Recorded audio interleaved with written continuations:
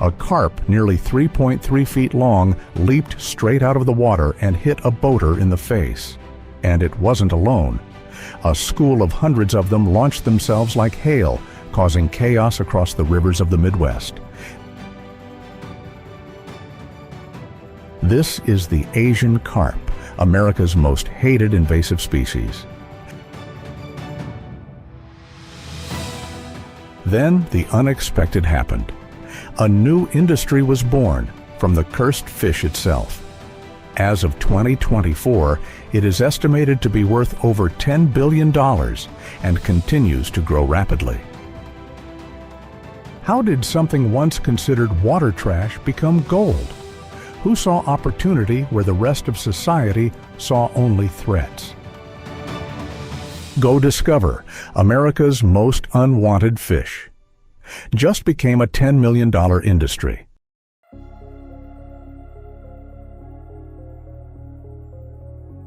Asian carp, bighead, silver, black carp are non-native species, introduced to the U.S. in the 1970s to clean water at catfish farms. However, after floods, they overflowed into rivers and caused ecological disasters.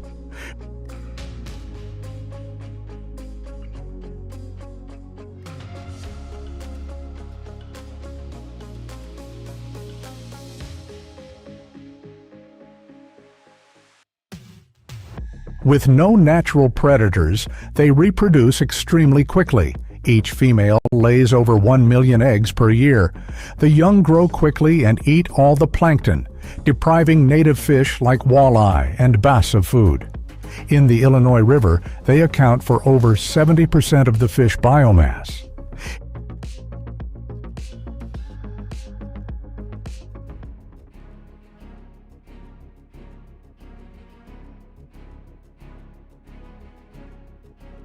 In particular, silver carp can also jump out of the water when hearing a loud noise at a speed of 30 kilometers per hour and a weight of 22 to 33 pounds, enough to injure humans.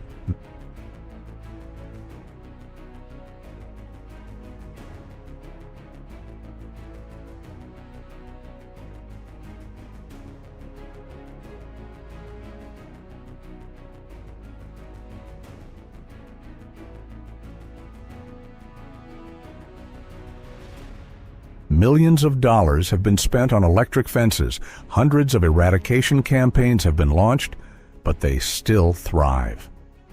When all efforts failed, a bold idea emerged. Instead of destroying them, why not sell them?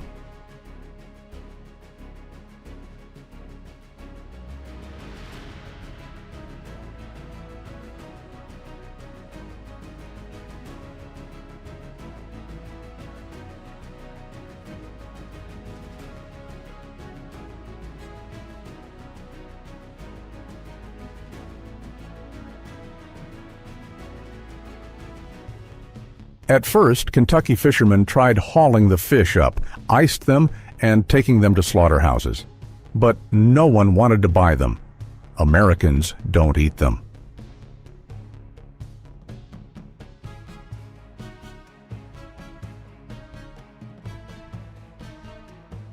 Everything changed when a Chinese food company offered to buy a whole container of frozen carp, as long as it was clean, cheap, and of the same size.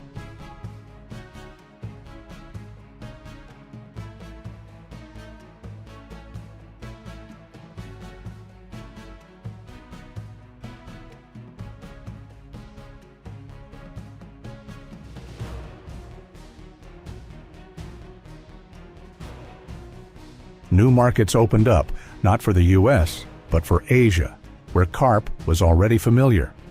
From being hated, Asian carp became a valuable commodity, and people started investing in freezers instead of burning them.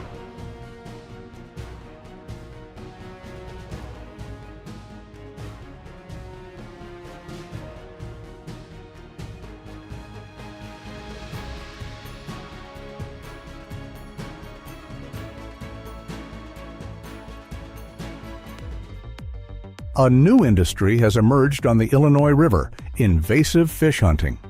Large fishing boats ranging from 49 to 82 feet long, now equipped with modern sonar systems, are no longer targeting catfish, but Asian carp, an invasive species that threatens the native ecosystem.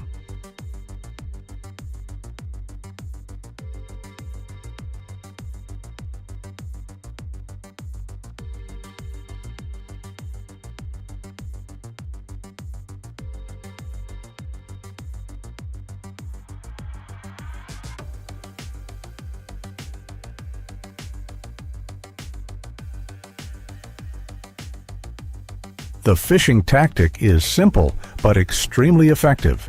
The net is set deep in the current, with the mouth about 98.4 feet wide. The sound device attached to the stern of the boat causes the fish to panic and flock into the gathering area.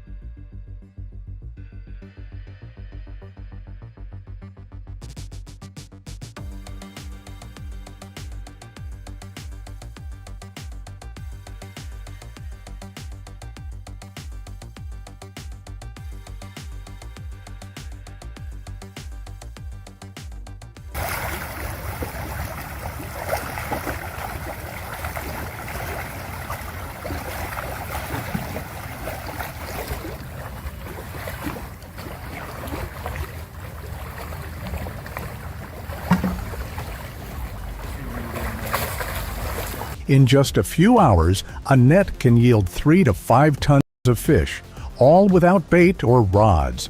All you need is an understanding of the river and the fish's habits. In Kentucky, the commercial catch of Asian carp has surpassed 6,000 tons per year, which translates to nearly 15 million pounds of fish entering the supply chain.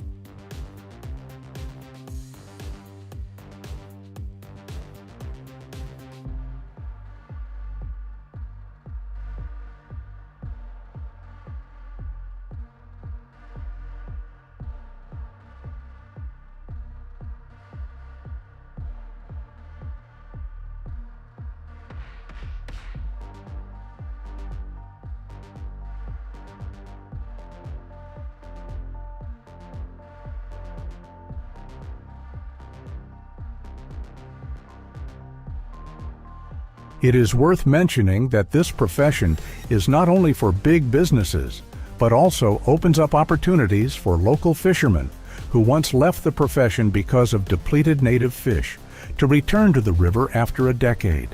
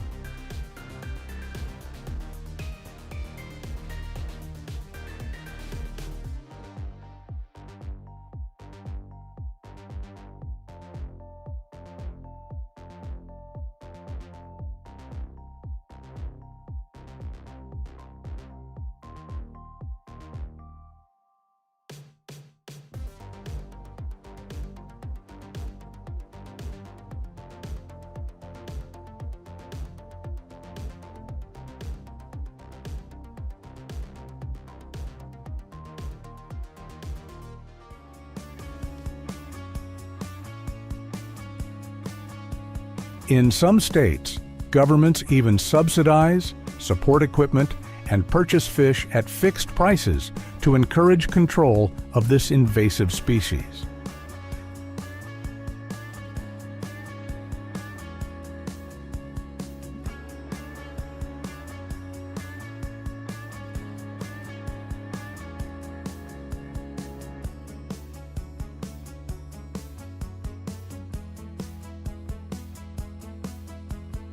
Fish that were once thrown away and no one wanted to look at are now weighed, packed in cold boxes, and transported like any other commercial seafood. And that is just the beginning of a new value chain that is gradually taking shape.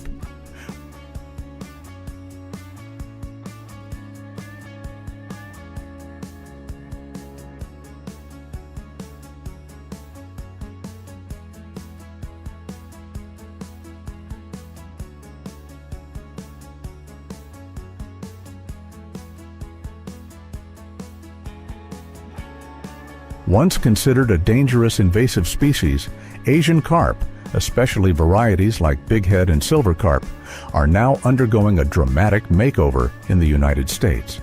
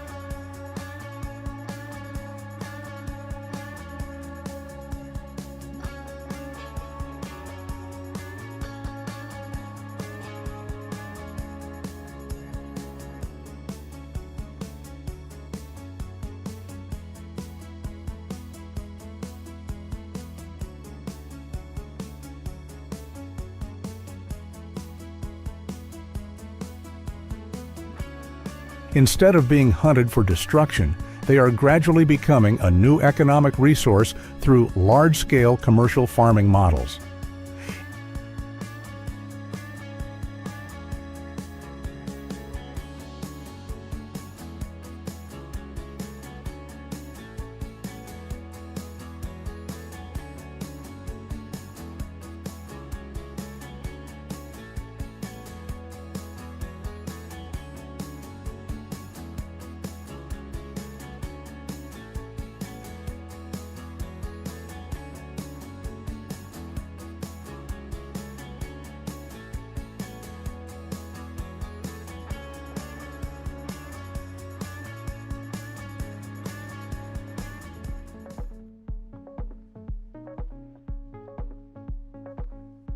In states such as Arkansas, Missouri, and Kentucky, many farms have adopted the semi-natural pond model with large areas of 3 to 5 hectares each.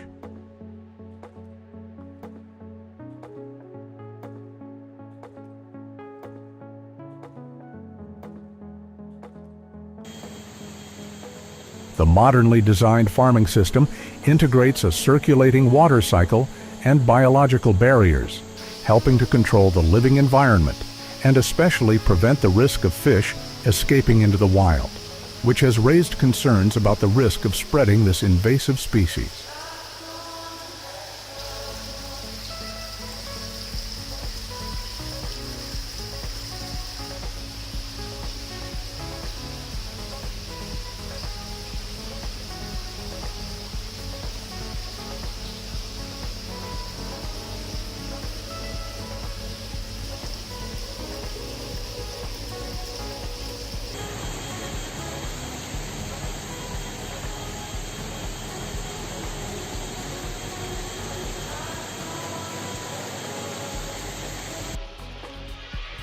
A notable point of the model is the low cost of raising fish. Fish are fed mainly with agricultural byproducts such as soybean meal, corn bran, or fermented rice husks, both saving costs and ensuring fast growth of fish.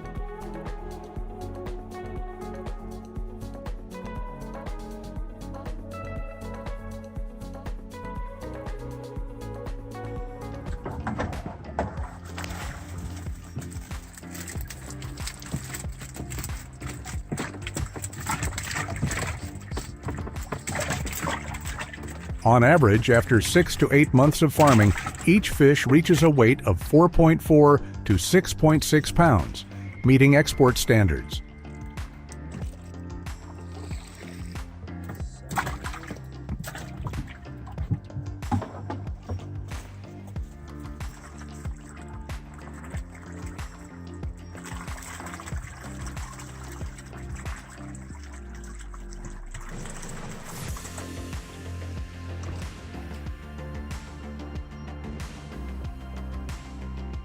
The main consumer market today is China, where Asian carp is still considered a popular food and has high nutritional value.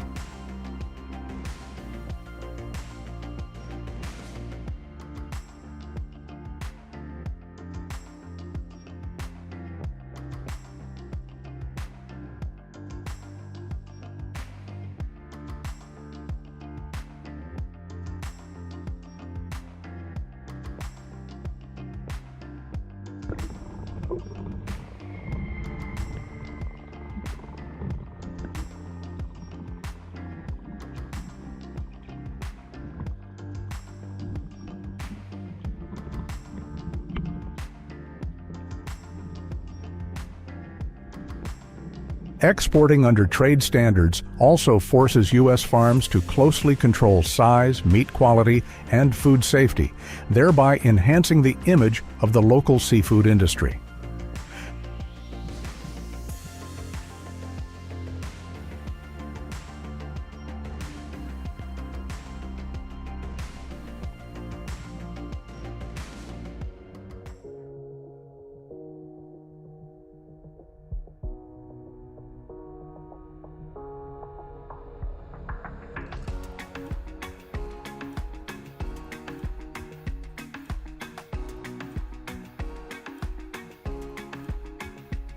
However, many experts still express concerns about the risk of biological invasion, especially when farm management is not guaranteed.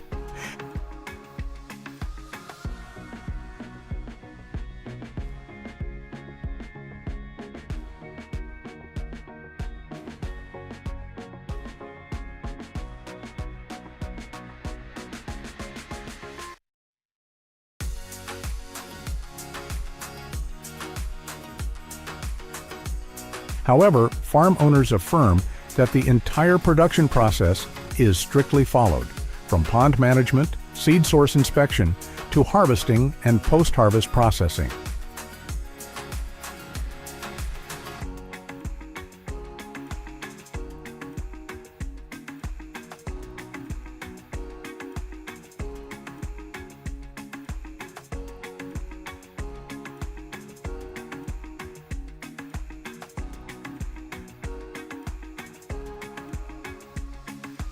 To date, Kentucky has licensed more than 50 Asian carp farms, a significant number that demonstrates the shift from eradication efforts to the rational use of invasive species, turning a threat into a real economic opportunity.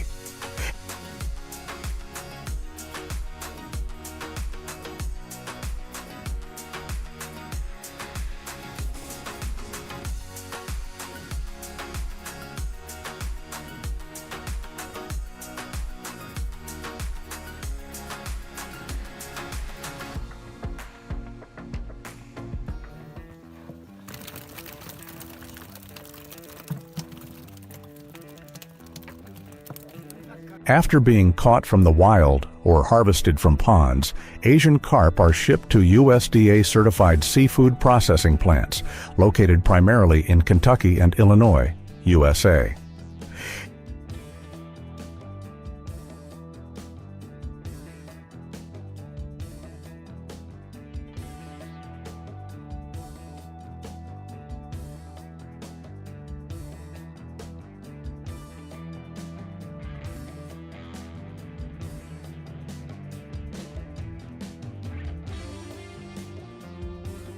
Here, the processing begins with cleaning, bloodletting, scaling, head removal, and filleting. On average, a 6.6-pound fish will yield about 2.65 pounds of pure meat after processing.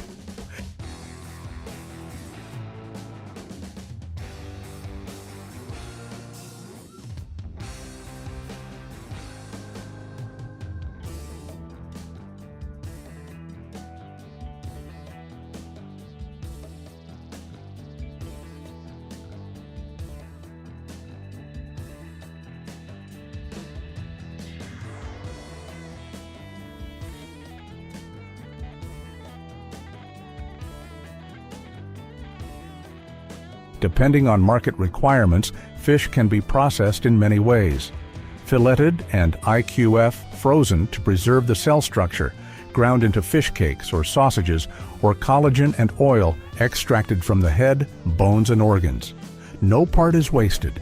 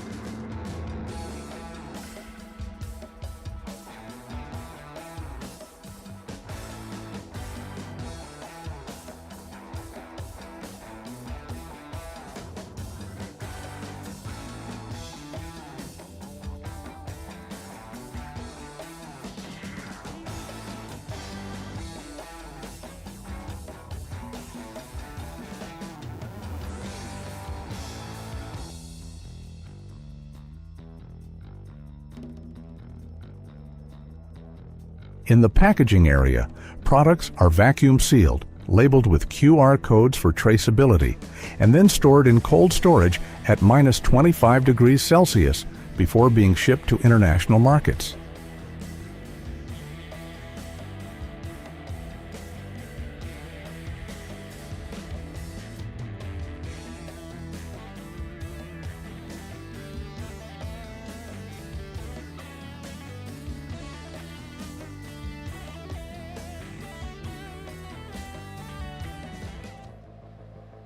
Specifically, China consumes whole fish or steamed fish heads. Vietnam and Thailand use fish cakes and fish balls. Nigeria and Ghana favor seasoned dried fish. And Europe is testing the application of Asian carp in pet food and collagen products.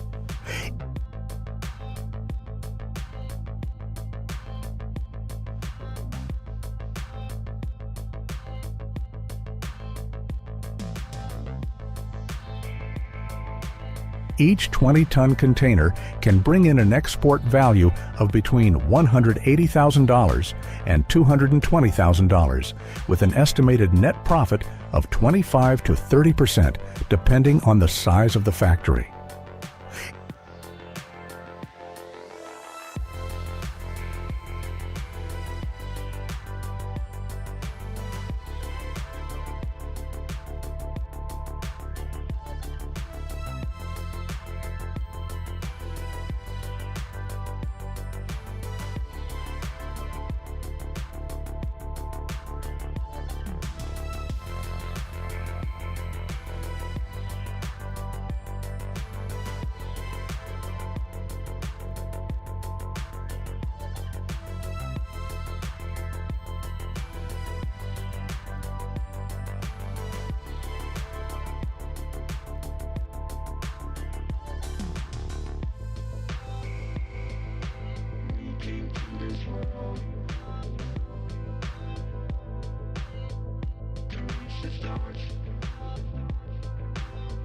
It is remarkable that despite strict inspection, even exceeding domestic beef standards, Americans still hardly consume this fish, while the rest of the world is turning it into a sought-after commodity.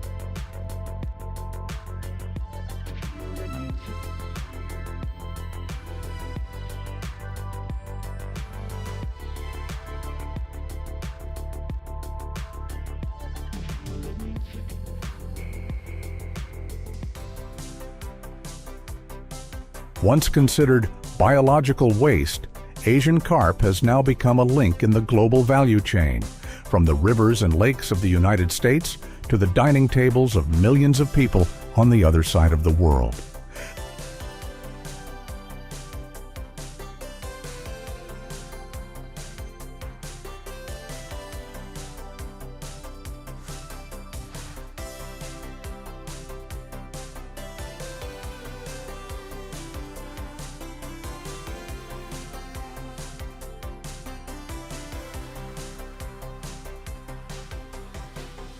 The commercialization of Asian carp is not only profitable, it is also helping restore ecosystems.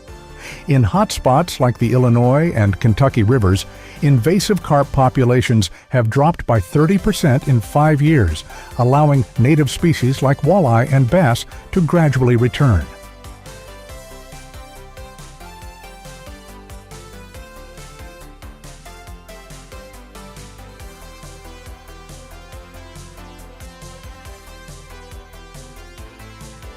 Asian carp's share of the fish biomass has also dropped from 70% to 45%, thanks to large-scale fishing campaigns. The Harvest to Protect program funded by the U.S. Fish and Wildlife Service is making invasive species harvesting a sustainable industry.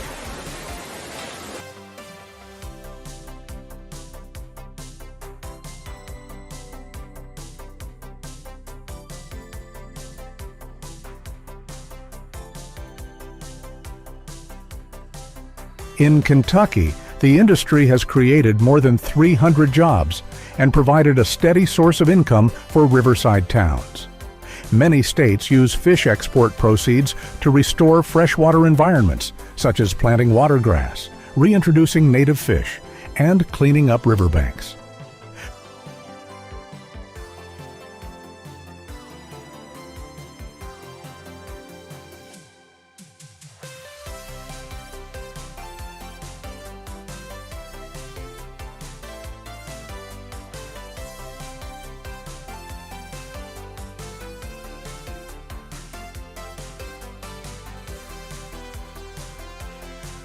From a pest, Asian carp has now become a source of income to help restore nature and balance the ecosystem.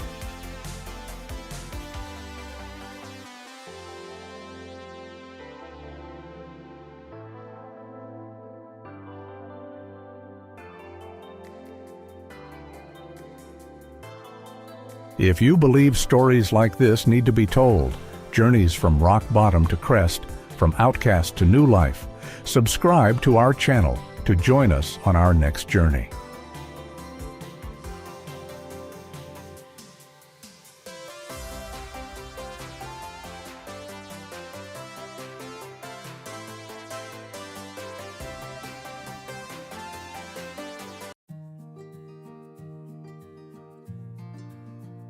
With a population of over 1.4 billion, food security in China is not just a challenge, it's a matter of survival.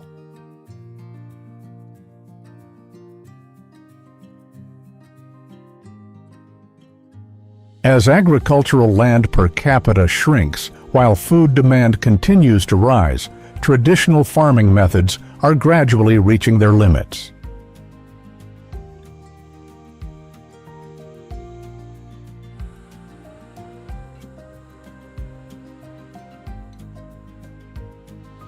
Instead of continuing to expand in the familiar way, they chose a different path, redefining what is considered worth raising.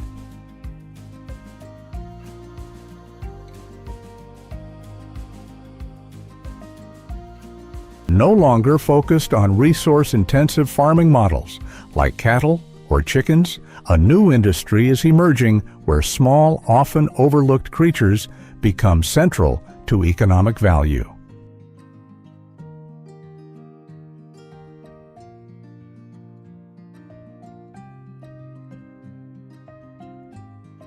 This is not just a change in production, but a change in mindset.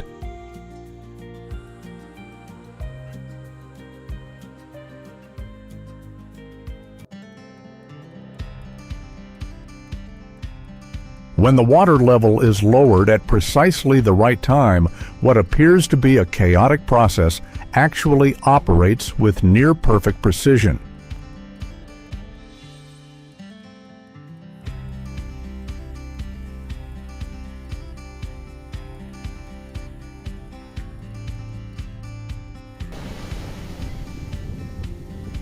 The fish are confined to a small space, the nets are lowered, and in a short time the yield can reach hundreds of tons.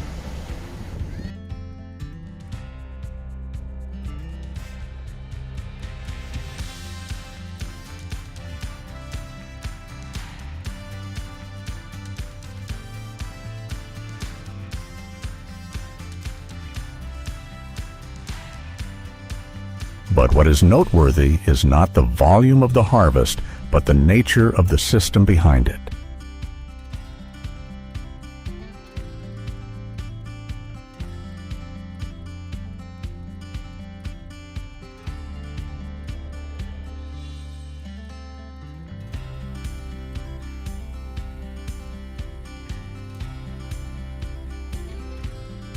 The subject here is the carp, a species considered invasive in the U.S., causing significant damage to the ecosystem. However, from another perspective in China, this very fish has become the centerpiece of a multi-billion-dollar industry.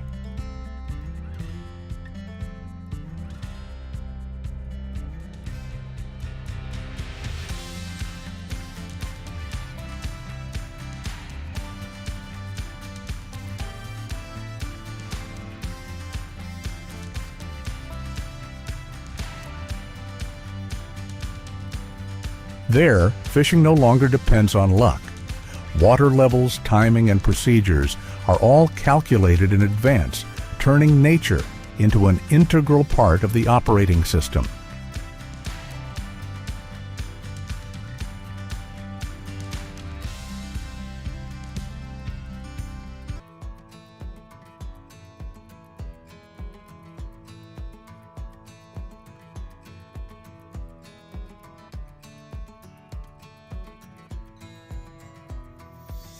This is no longer simply fishing, but a harvesting process that is programmed by nature.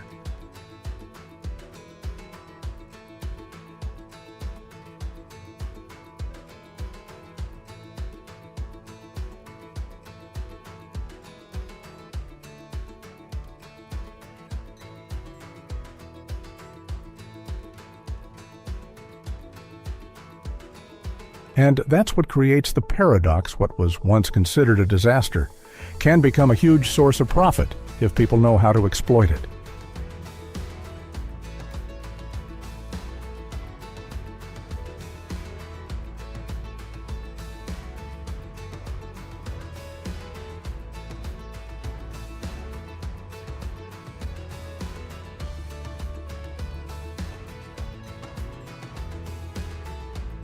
In this world, value isn't always found in what's easily visible.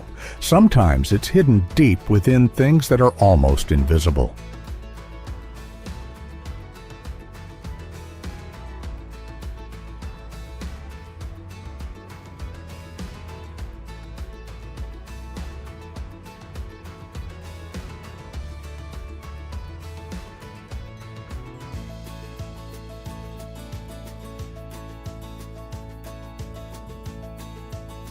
Sea cucumbers are a clear example, a soft, boneless creature that quietly exists on the seabed and is hardly impressive at first glance.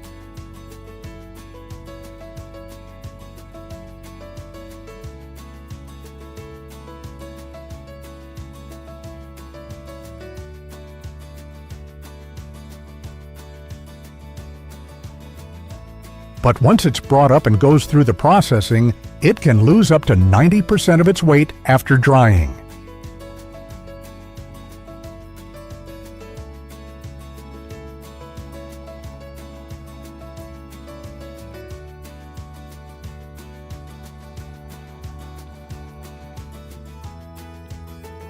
The remaining part, small and condensed, is worth many times more than the original. It's as if the whole process wasn't about loss, but about distillation retaining only the most essential elements.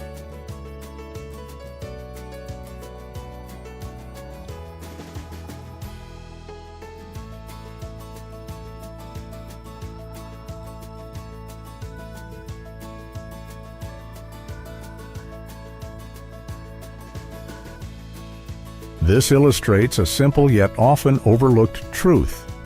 Value lies not in quantity or appearance, but in what is refined and preserved.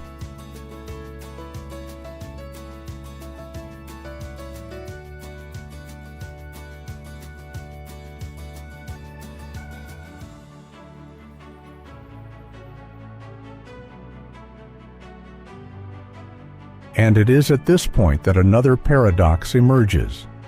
If sea cucumbers represent a value that is hidden and only revealed after processing, then scorpions go in the complete opposite direction, where value does not come from refinement, but from their inherently dangerous nature.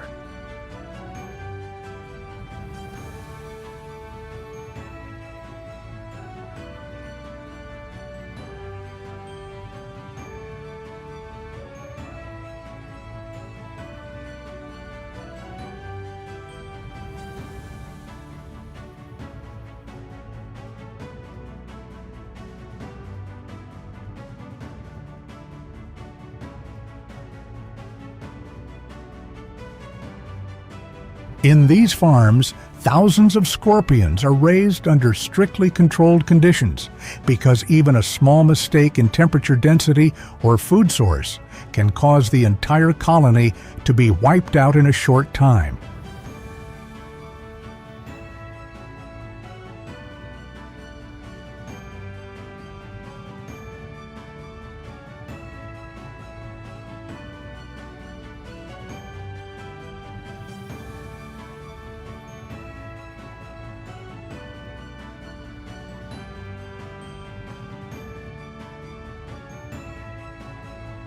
However, it is precisely this element of risk that creates extremely high economic value.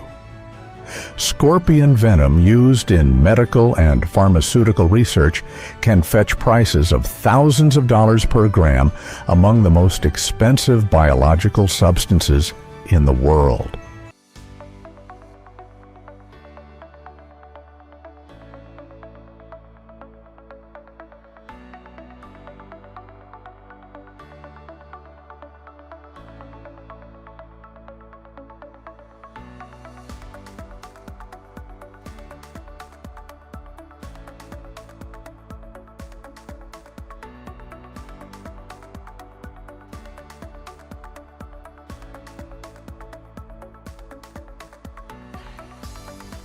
And that's the core paradox. The more dangerous something is, the more profitable it becomes. In a tightly controlled system, risk does not disappear. It is transformed into profit, where value no longer lies in the nature of the organism, but in how humans exploit and control it.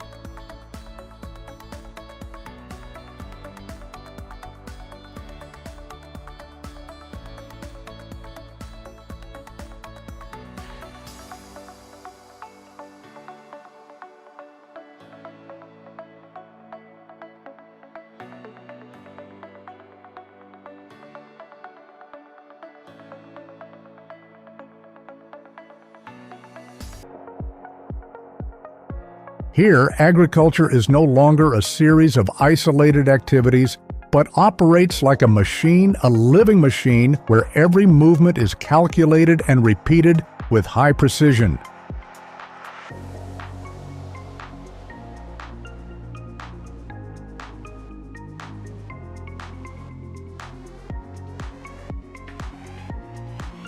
With crayfish, the entire system is built on a nearly perfect cycle. Drop the traps into the water, wait for the right moment, harvest, and immediately repeat the cycle. There is no randomness, no room for subjective judgment.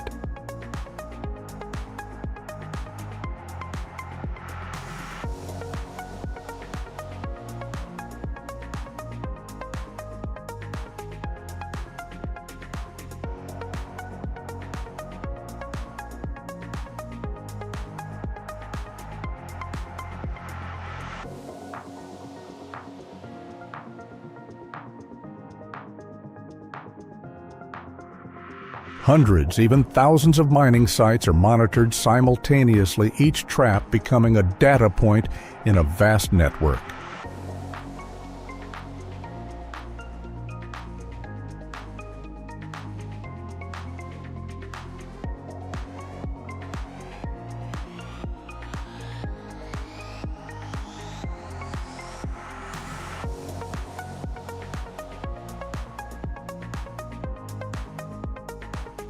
Operators don't just catch fish, they coordinate an entire system where time, location, and density are synchronized for maximum efficiency.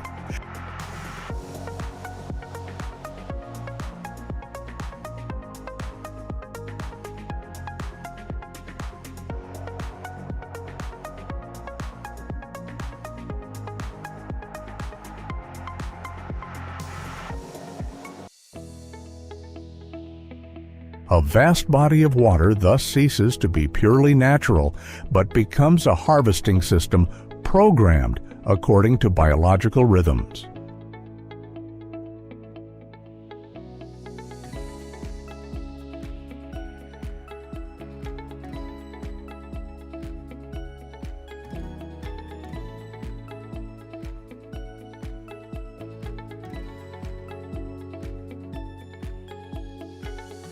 And it is here that the deciding factor is no longer luck, but the precision of the cycle, where a single misstep can alter the entire effect. This is not simply exploitation, but control and optimization of nature on a large scale.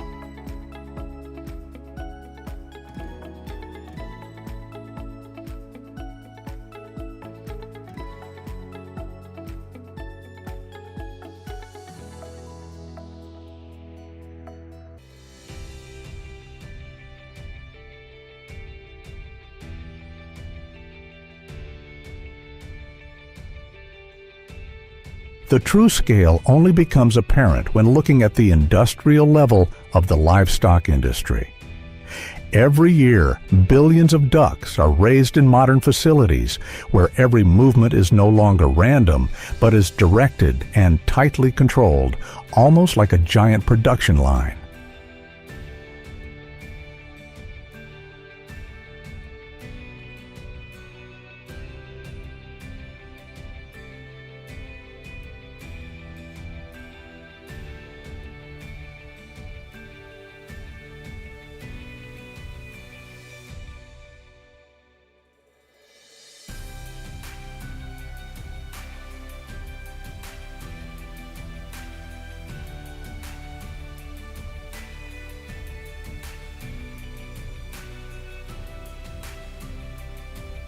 From hatching and nurturing to transportation and processing, everything is organized into a continuous flow where each stage follows the next with high precision, minimizing disruption and waste.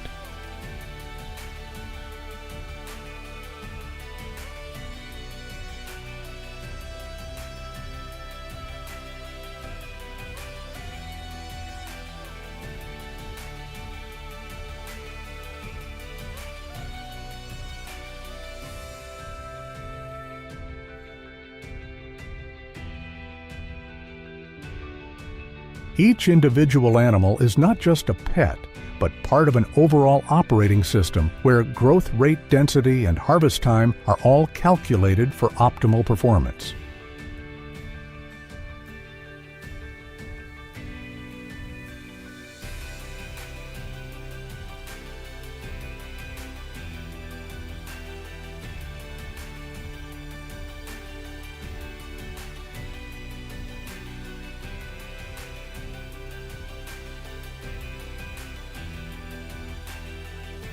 Space, temperature, light, nutrients, all are controlled as variables in a larger problem with the sole objective of creating stable yields and maximum value.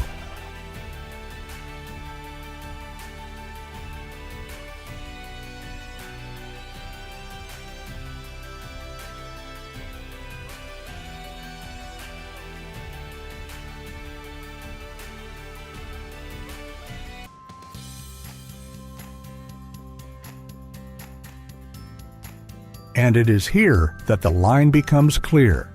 This is no longer livestock farming in the traditional sense, but a bioindustrial system where life is organized, routed, and operated like a factory where every movement serves a single goal, maximizing efficiency and value.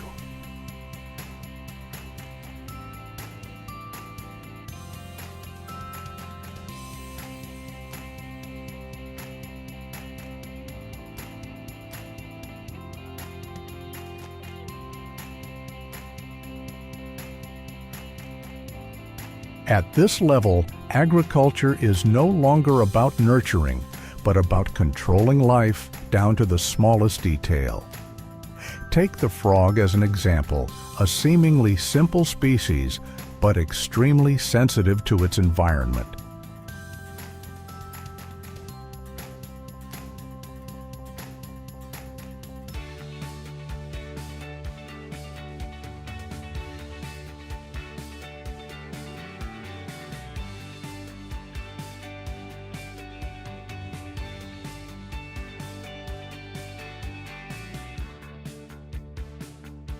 Just a few degrees of temperature deviation, slight changes in humidity, or disturbance in the environment can cause the entire system to collapse in a short period of time.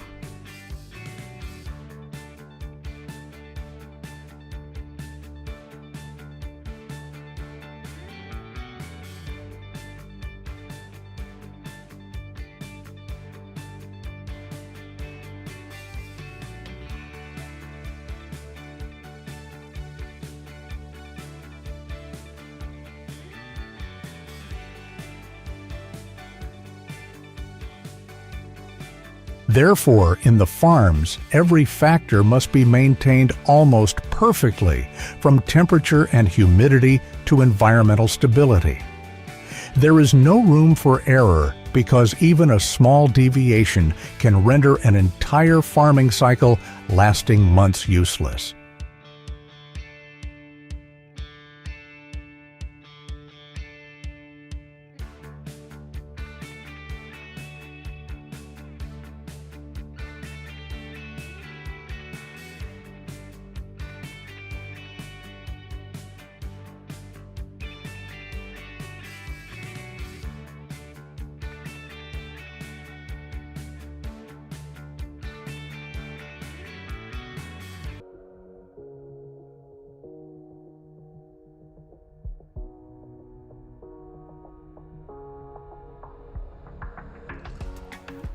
If frogs represent fragility, then silkworms are a symbol of near-perfect precision. In strictly controlled environments, thousands of silkworms work continuously with a single task: creating cocoons.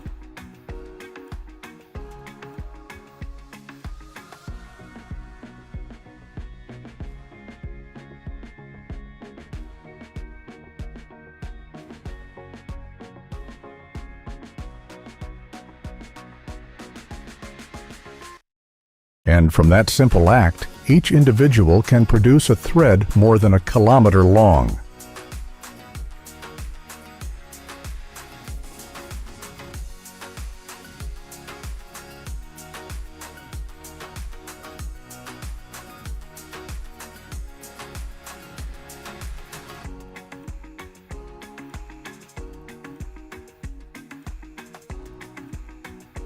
When millions of silkworms work together, the result is not just silk, but the foundation of a global industry, where these almost invisible fibers become high-value products appearing in fashion medicine and technology.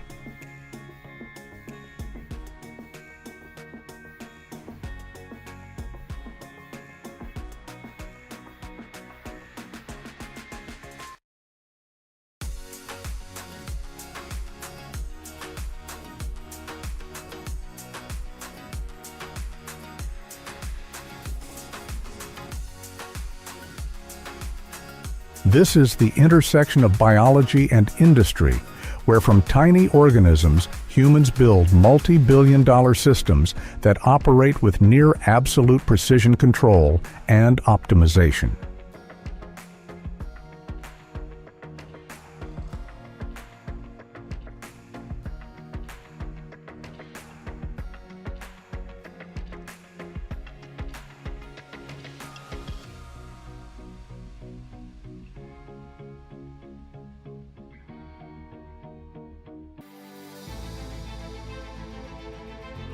And looking back at the entire journey from scorpions, fish, silkworms to frogs, one thing becomes clear: no creature is truly useless.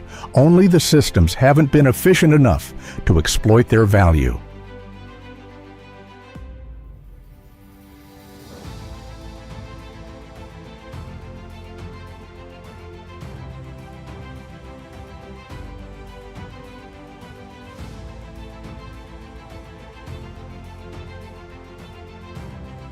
A scorpion can yield high value from its venom. A fish species considered invasive can still generate significant profits, and a tiny silkworm can become the foundation of an entire industry.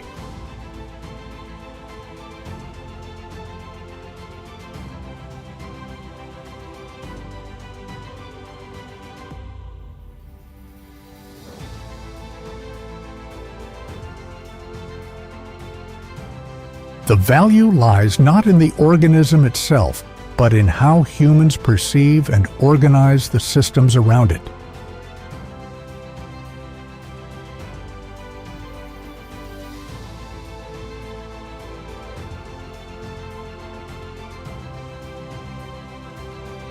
That is also the core of modern agriculture. It's not just about land or machinery, but about mindset. The ability to transform the most ordinary things into the most valuable resources. And if you think you understand agriculture, perhaps this is just the beginning.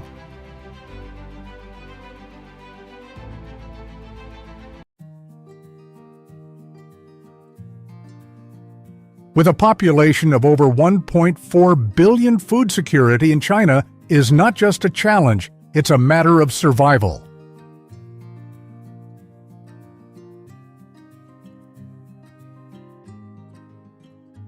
As agricultural land per capita shrinks, while food demand continues to rise, traditional farming methods are gradually reaching their limits.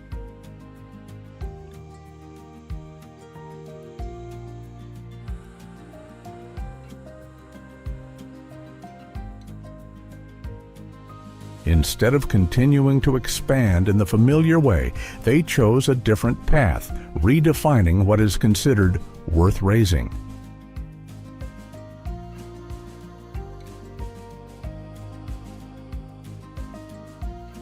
No longer focused on resource-intensive farming models like cattle or chickens, a new industry is emerging where small, often overlooked creatures become central to economic value.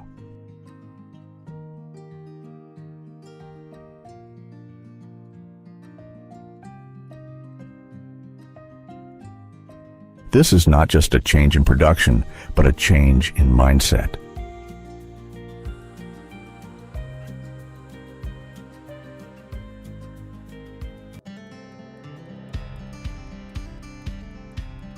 When the water level is lowered at precisely the right time, what appears to be a chaotic process actually operates with near-perfect precision.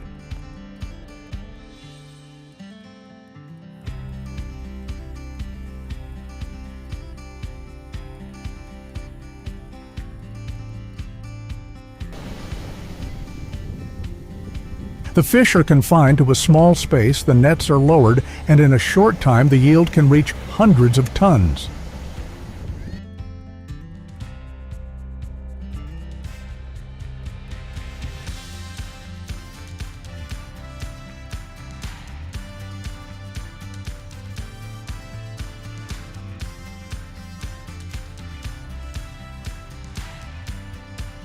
But what is noteworthy is not the volume of the harvest, but the nature of the system behind it.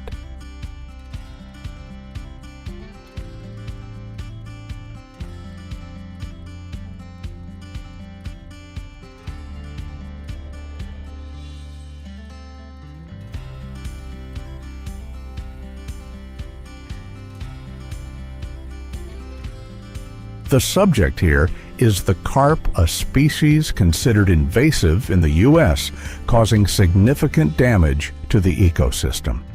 However, from another perspective in China, this very fish has become the centerpiece of a multi-billion-dollar industry.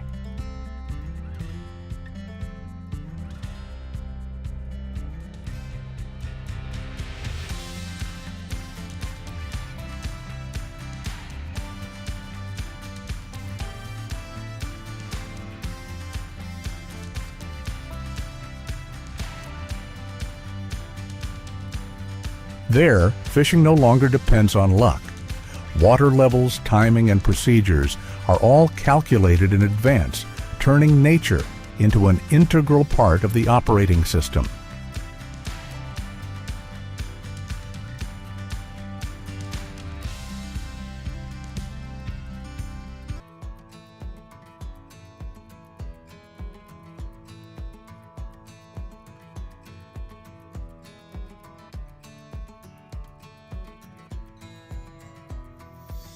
This is no longer simply fishing, but a harvesting process that is programmed by nature.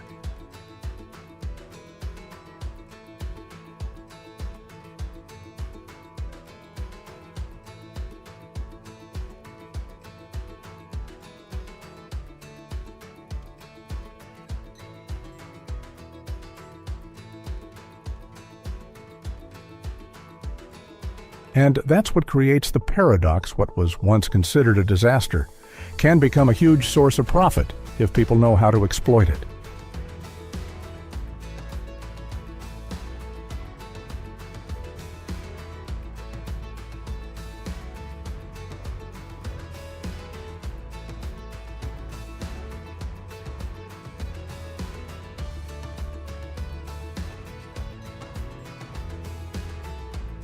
In this world, value isn't always found in what's easily visible.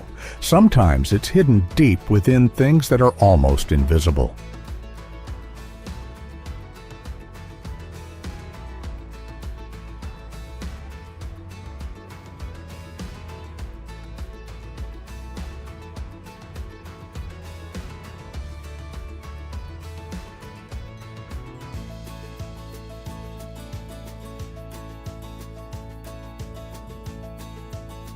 Sea cucumbers are a clear example, a soft, boneless creature that quietly exists on the seabed and is hardly impressive at first glance.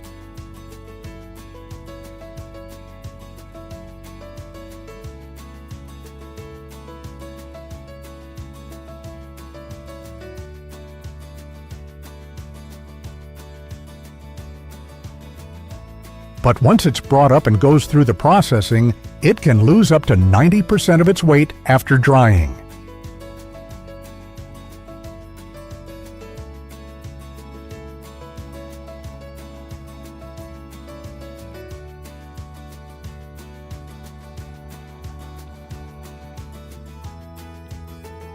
The remaining part, small and condensed, is worth many times more than the original. It's as if the whole process wasn't about loss, but about distillation retaining only the most essential elements.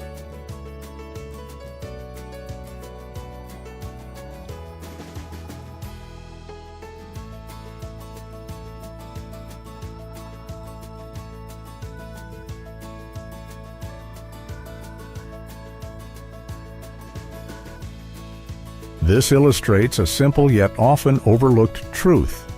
Value lies not in quantity or appearance, but in what is refined and preserved.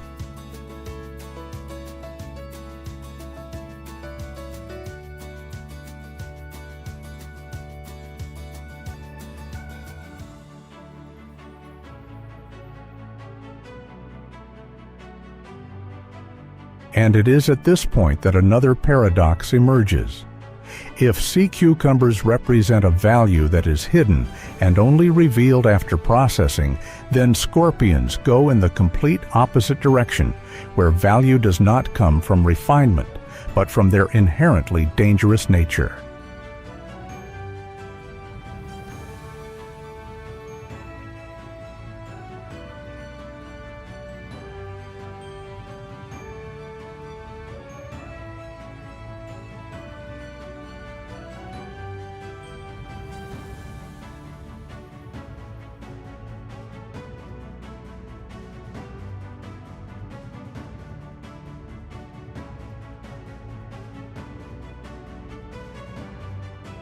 In these farms, thousands of scorpions are raised under strictly controlled conditions because even a small mistake in temperature density or food source can cause the entire colony to be wiped out in a short time.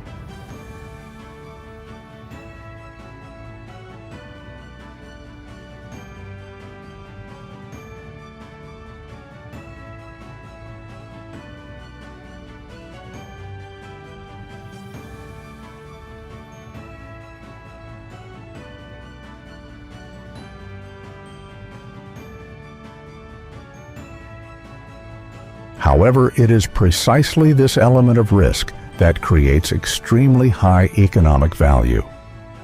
Scorpion venom used in medical and pharmaceutical research can fetch prices of thousands of dollars per gram, among the most expensive biological substances in the world.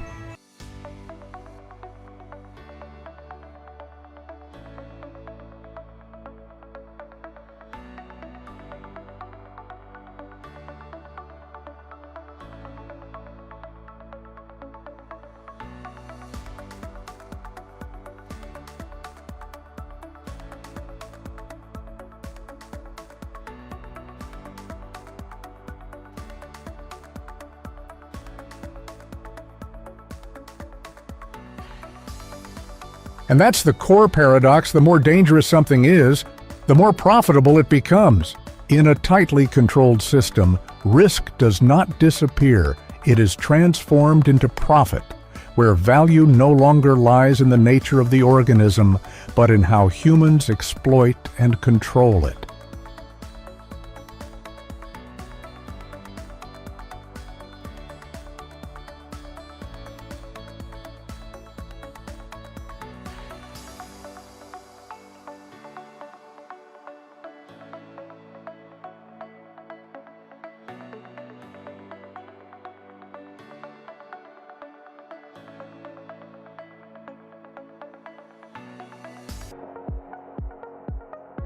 Here, agriculture is no longer a series of isolated activities, but operates like a machine, a living machine, where every movement is calculated and repeated with high precision.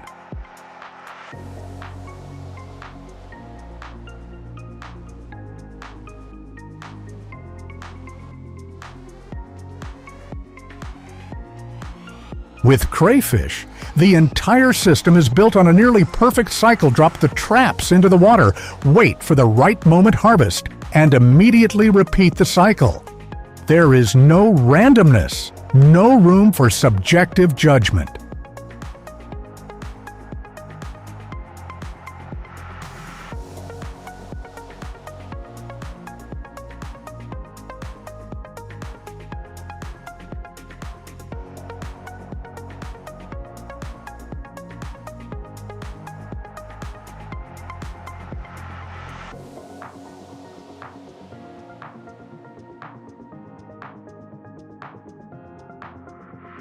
Hundreds, even thousands of mining sites are monitored simultaneously, each trap becoming a data point in a vast network.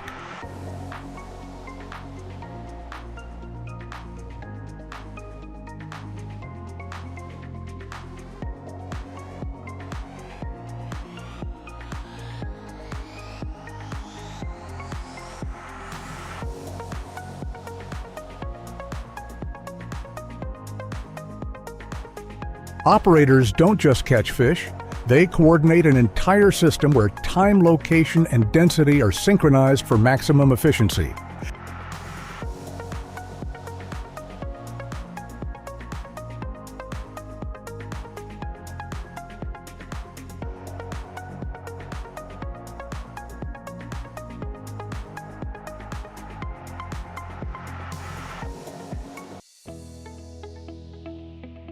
A vast body of water thus ceases to be purely natural, but becomes a harvesting system programmed according to biological rhythms.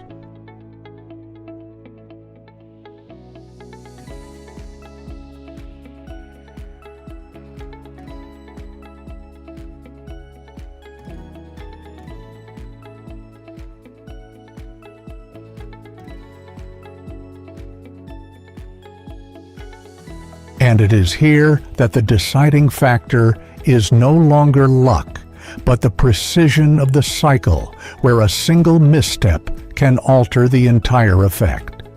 This is not simply exploitation, but control and optimization of nature on a large scale.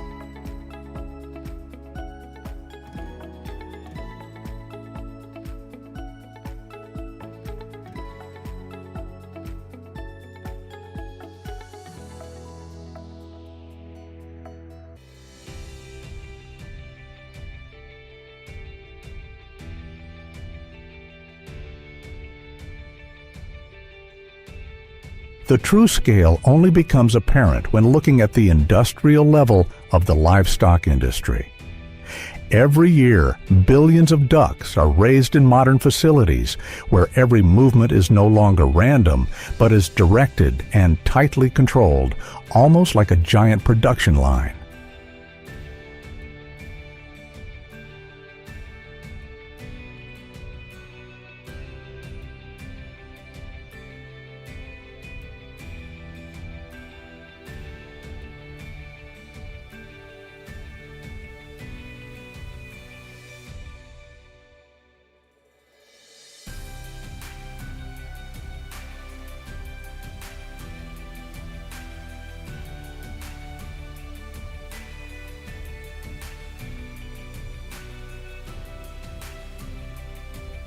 From hatching and nurturing to transportation and processing, everything is organized into a continuous flow where each stage follows the next with high precision, minimizing disruption and waste.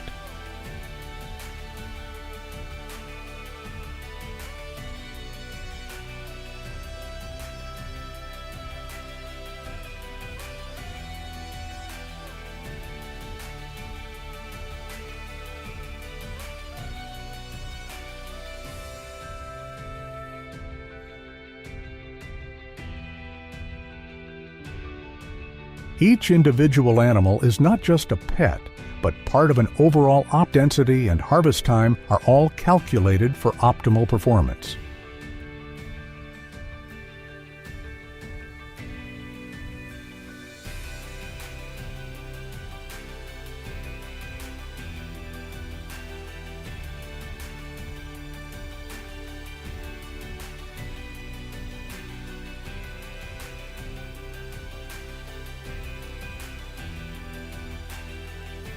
Space, temperature, light, nutrients, all are controlled as variables in a larger problem with the sole objective of creating stable yields and maximum value.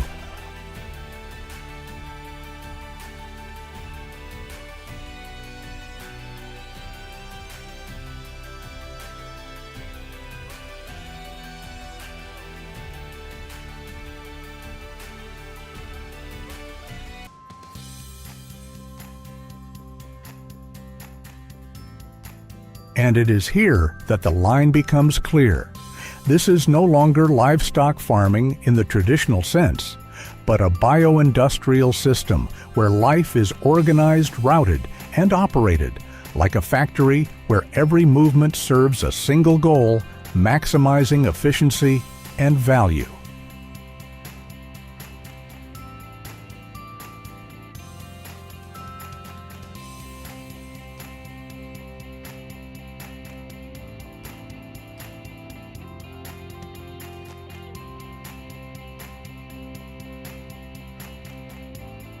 At this level, agriculture is no longer about nurturing, but about controlling life down to the smallest detail. Take the frog as an example, a seemingly simple species, but extremely sensitive to its environment.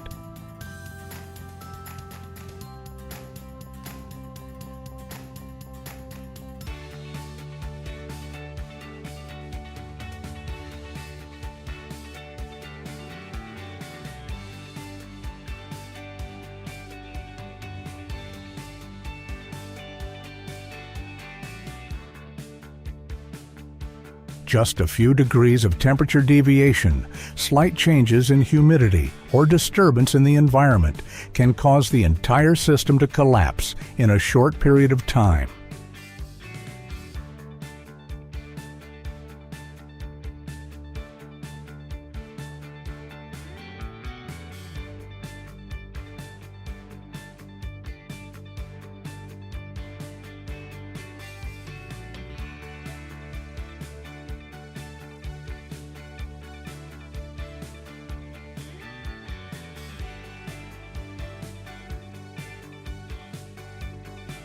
Therefore, in the farms, every factor must be maintained almost perfectly, from temperature and humidity to environmental stability.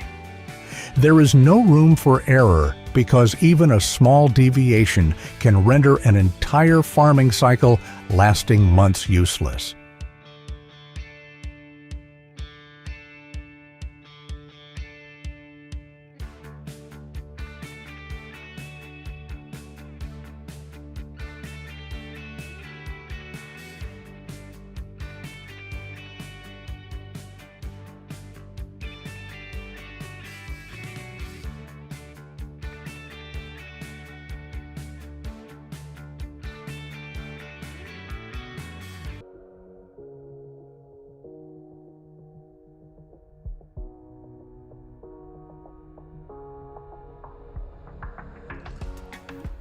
If frogs represent fragility, then silkworms are a symbol of near-perfect precision. In strictly controlled environments, thousands of silkworms work continuously with a single task: creating cocoons.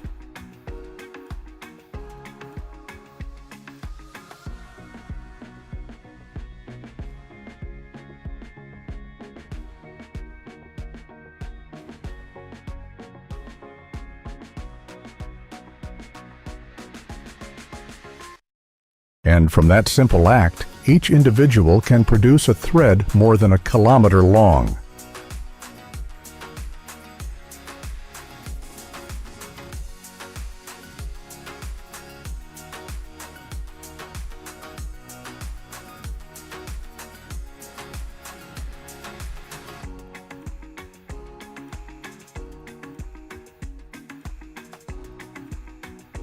When millions of silkworms work together, the result is not just silk, but the foundation of a global industry, where these almost invisible fibers become high-value products appearing in fashion medicine and technology.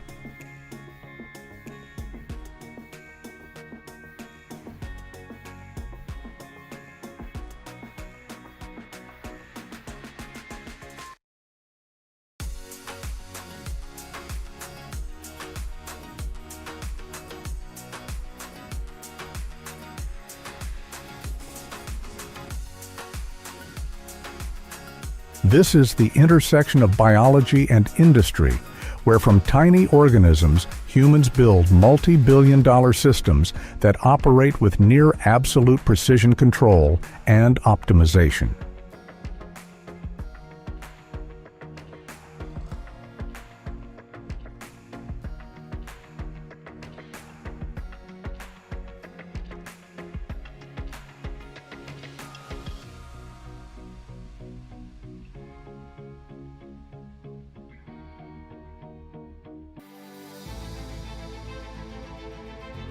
And looking back at the entire journey from scorpions, fish, silkworms to frogs, one thing becomes clear: no creature is truly useless. Only the systems haven't been efficient enough to exploit their value.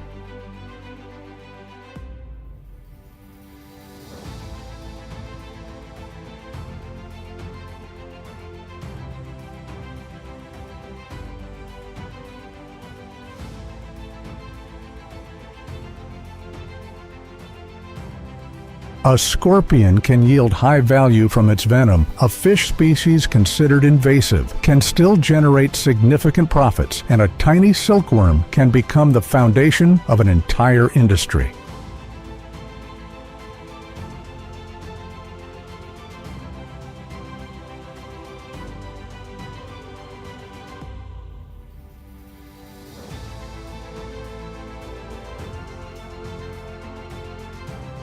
The value lies not in the organism itself, but in how humans perceive and organize the systems around it.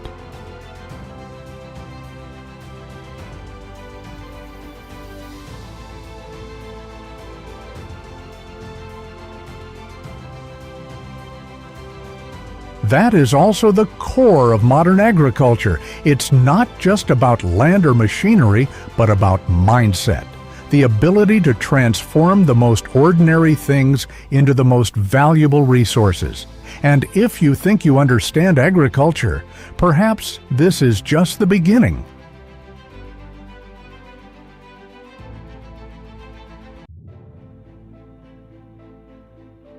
Every day, thousands of tons of seafood are consumed in one country. Can you guess where that is? That's Japan, one of the world's most seafood-dependent countries, where every day thousands of tons of fish, squid, shrimp, and crab are brought directly from the ocean to our dinner tables.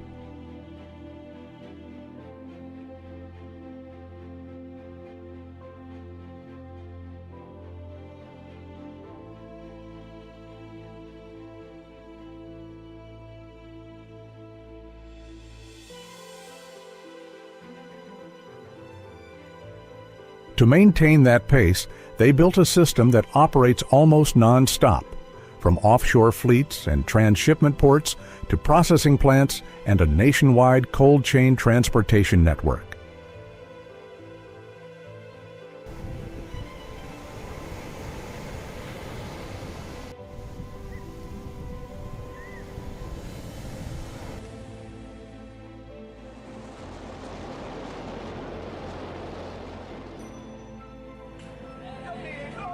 Modern preservation technology helps seafood retain its freshness almost perfectly throughout the journey, while the logistics system is optimized down to the hour, ensuring a continuous flow of products without any downtime.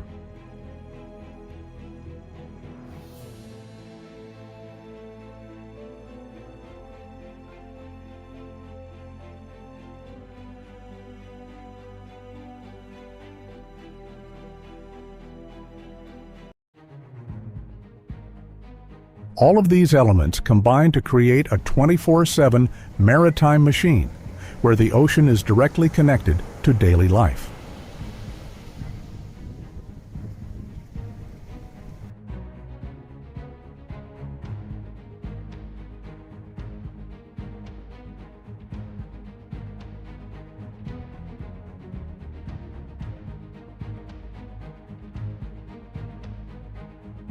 Far out at sea, hundreds of miles from land, bluefin tuna hunting ships spend weeks at sea, where there is no room for error and no second chance.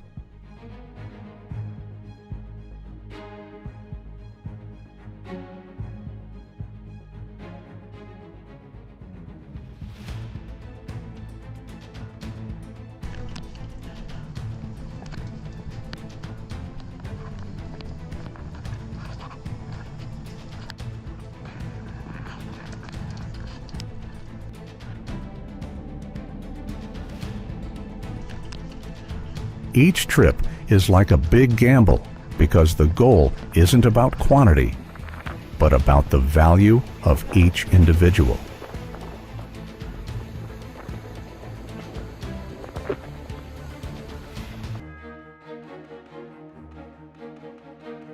The tuna are caught using single line or selective methods, which helps maintain the highest quality of the meat.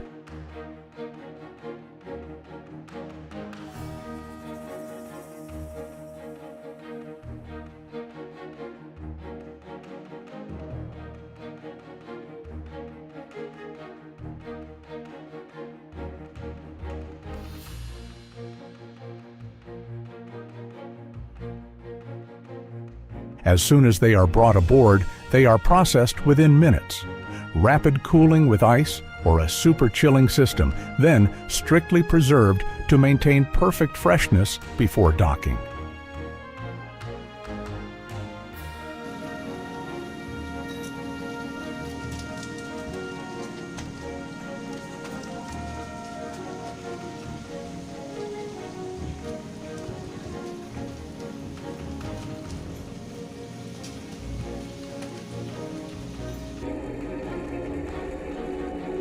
An adult bluefin tuna can weigh 300 to 600 pounds, and each ship typically only catches a few dozen, but the total value can reach $500,000 to $1 million if caught at the right time.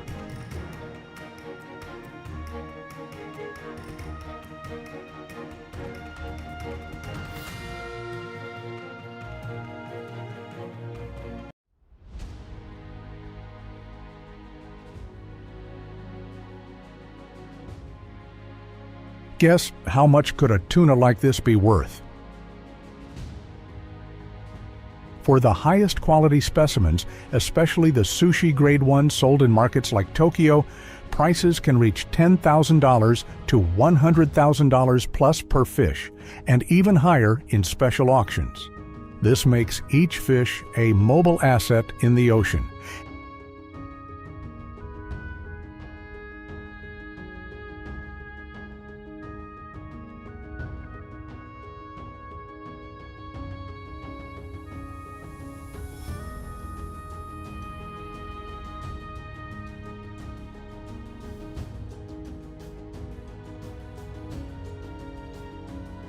And that is why this is no longer ordinary fishing, but a hunt for one of the most valuable creatures on the planet.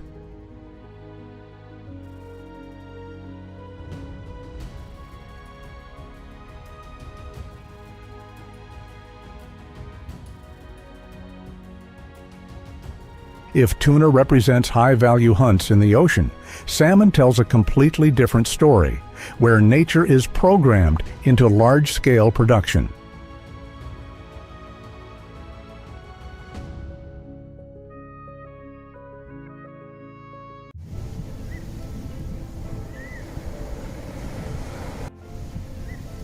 Offshore, marine farms can raise 200,000 to 500,000 salmon in a single cage, and the entire system can achieve a yield of approximately 11 to 22 million per farming cycle.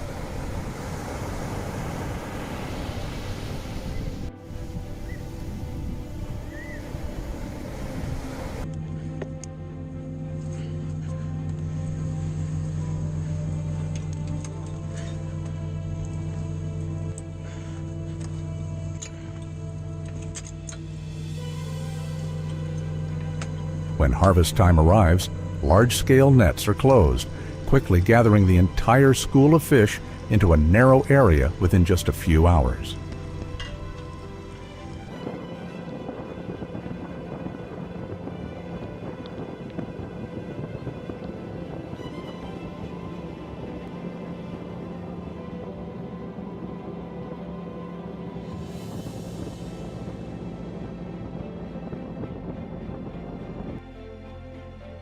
Immediately afterward, the fish are sucked directly onto the conveyor belt, initiating a virtually uninterrupted process.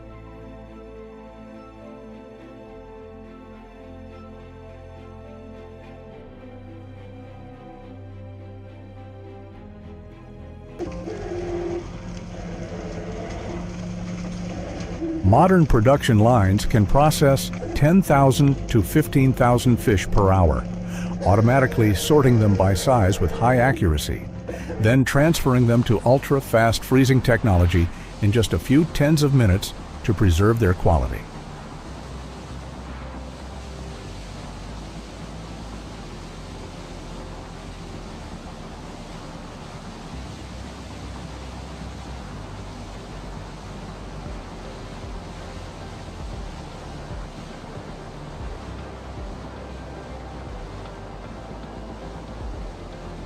In just one day, tens to hundreds of tons of salmon can be processed and made ready for market.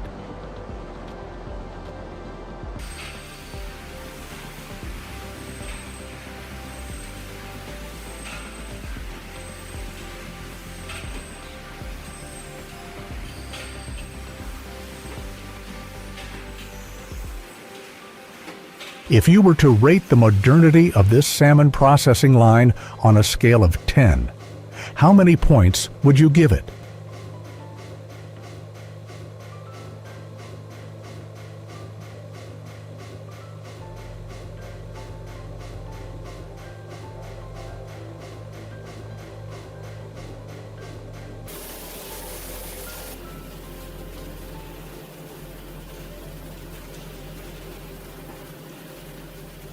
Because here, salmon are no longer simply a creature in the wild, but exist within a closed production cycle, where every stage is controlled, optimized, and operated with near-perfect precision.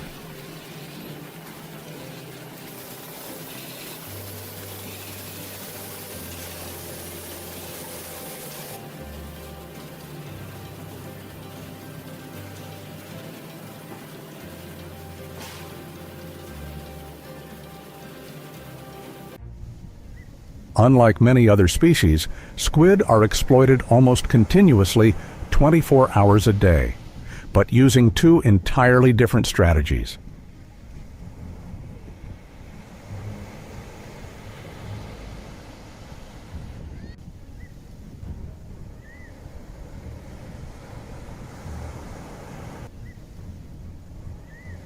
During the day, when sunlight covers the surface of the sea, they dive to depths of tens to hundreds of meters, forcing ships to use sonar, GPS, and precise trawling nets to track them.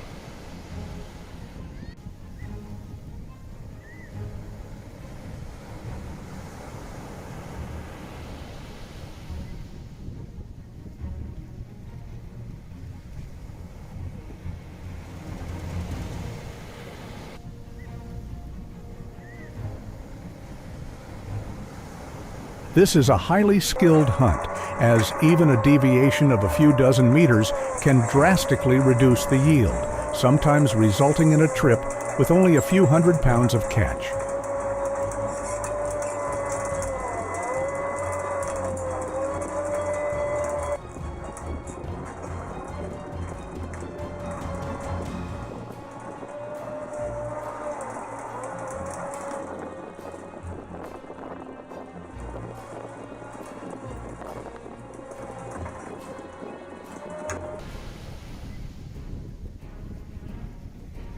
When night falls, the rules change completely. A series of high-powered lights, some reaching 1,000 to 2,000 watts each, are switched on, transforming the ship into a bright spot in the pitch-black ocean.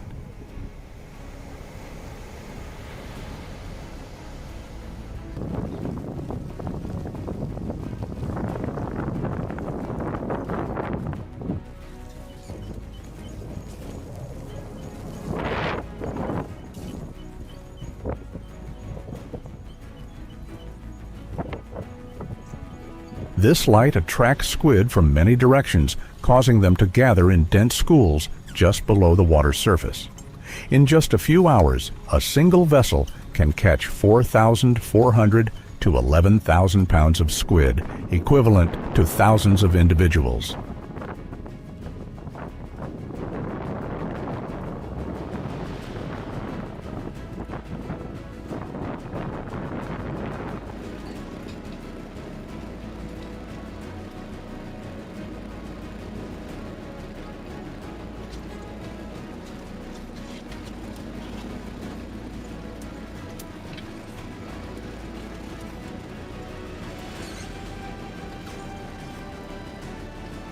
Two times, two methods, but the same goal: maximizing output in the shortest amount of time.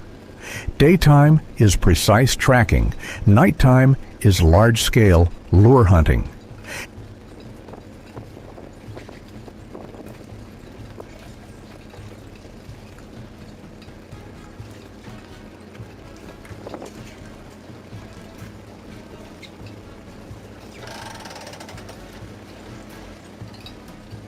And when both are combined, the ocean has virtually no rest before this continuous system of exploitation.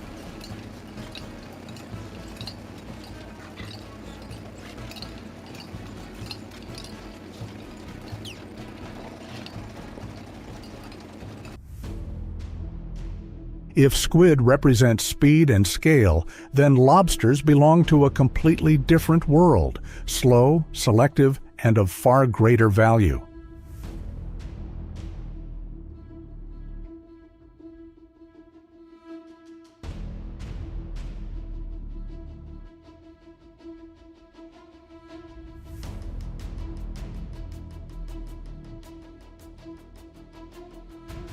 On the seabed, thousands of traps are set in place, which can remain undisturbed for 24 to 72 hours before being pulled up.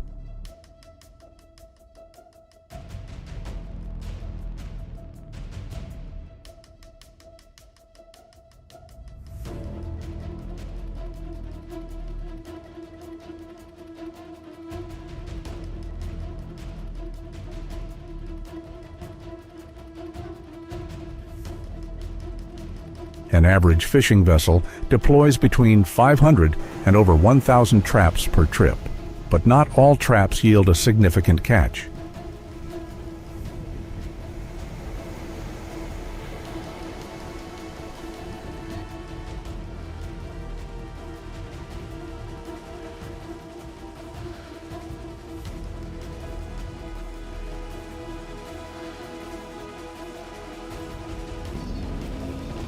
When pulled up, each lobster was still alive, wriggling vigorously in the steel cage. From that moment, the process ceased to be mass harvesting and became a rigorous selection process.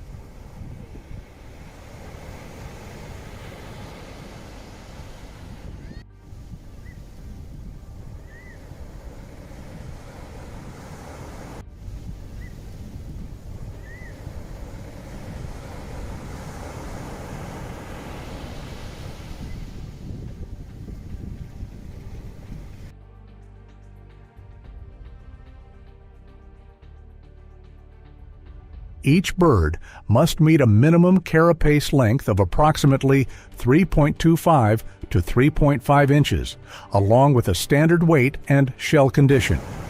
Only a fraction of these qualify for the premium market.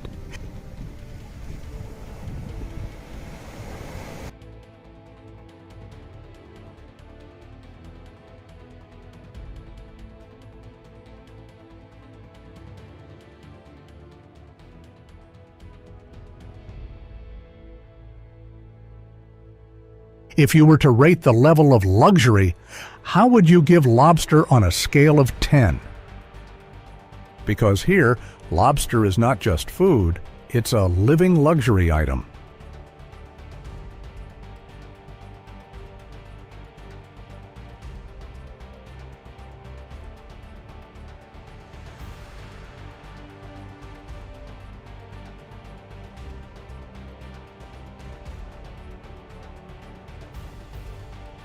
The common selling price usually ranges from $10 to $30 per pound, but for premium quality served in upscale restaurants, the price can increase to $50 to $100 per pound or more.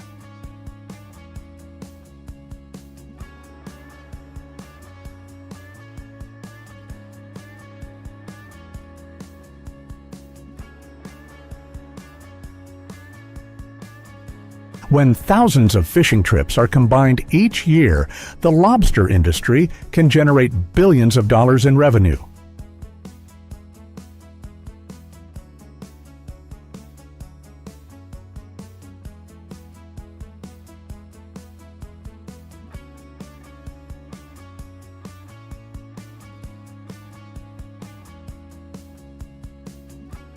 If lobster is a select luxury, then king crab is a reward reserved only for those who dare to venture into one of the planet's harshest environments.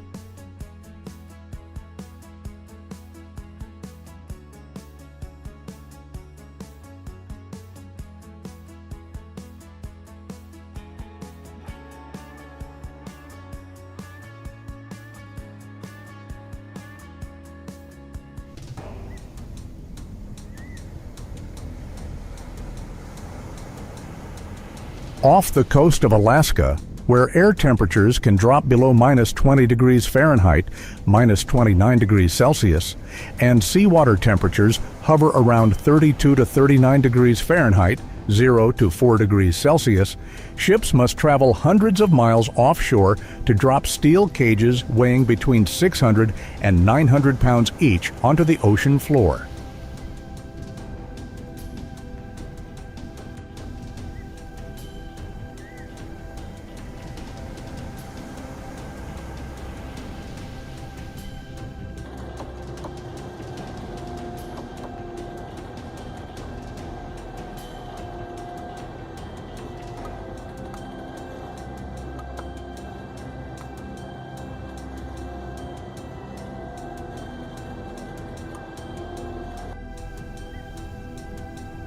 A single vessel can deploy hundreds of cages, which lie dormant at depths of 100 to 300 feet, waiting for hours before being pulled up.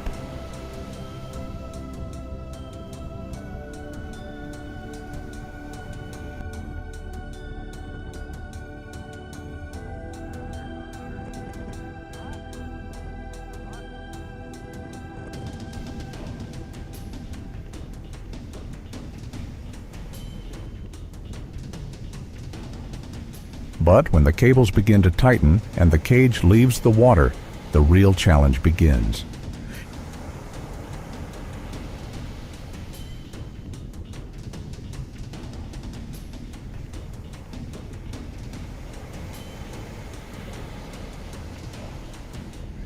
Waves 15 to 30 feet high can crash in unexpectedly. Strong winds and ice covering the deck make any movement dangerous.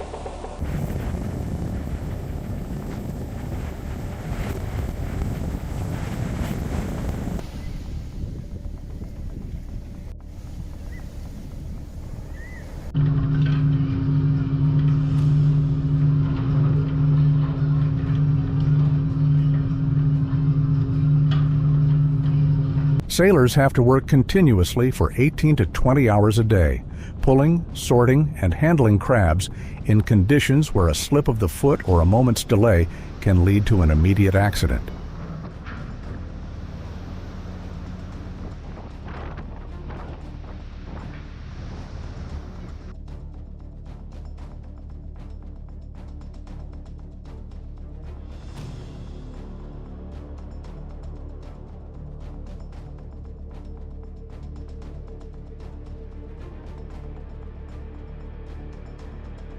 According to statistics in the U.S., king crab fishing is one of the most dangerous occupations, with a mortality rate many times higher than the national average. However, the rewards are still substantial enough to keep them returning every season.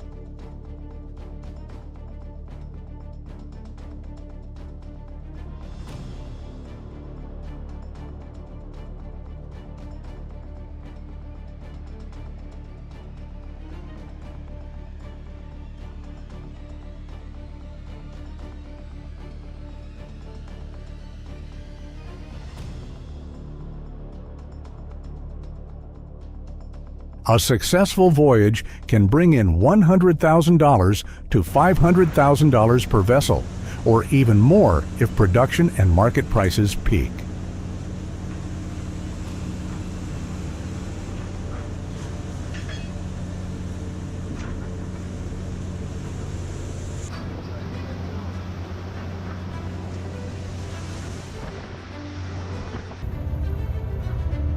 Nice day. Are you willing to do this job, even if only for one day? Because here, each king crab is not just an expensive seafood delicacy. It's the result of a true gamble between man and nature, where the greatest reward always comes with the greatest risk.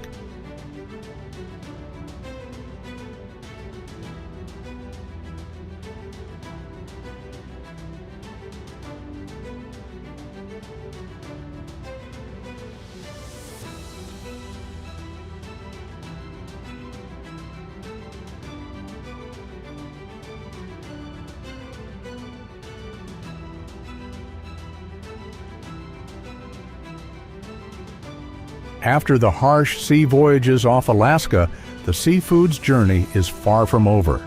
It has merely entered its most precise and controlled phase.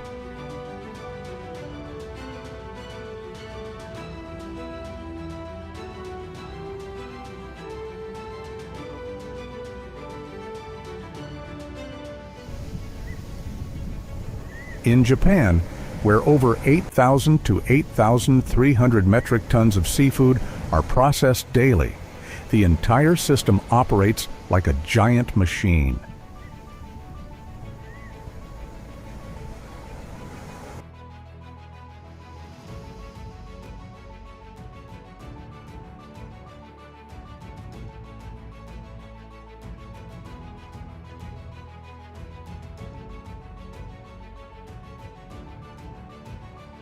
Tuna, salmon, squid, crab are separated into distinct processing lines with strict standardization from size and weight to meat quality.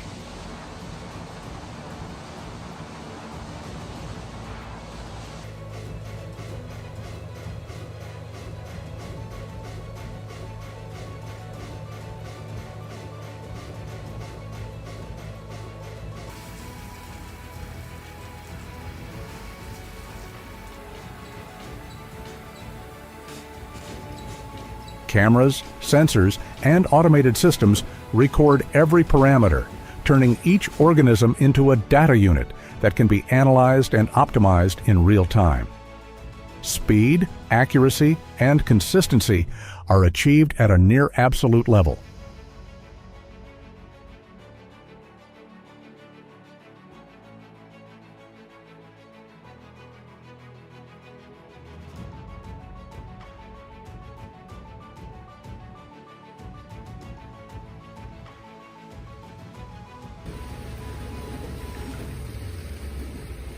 Here, seafood is no longer simply food, but has become part of a continuously operating industrial system.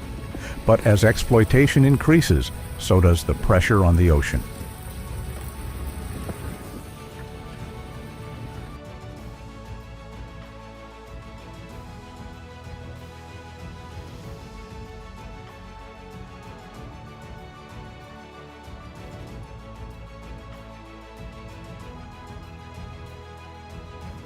Global production has exceeded 90 million tons per year, causing many ecosystems to become unbalanced, species numbers to decline, and food chains to be disrupted.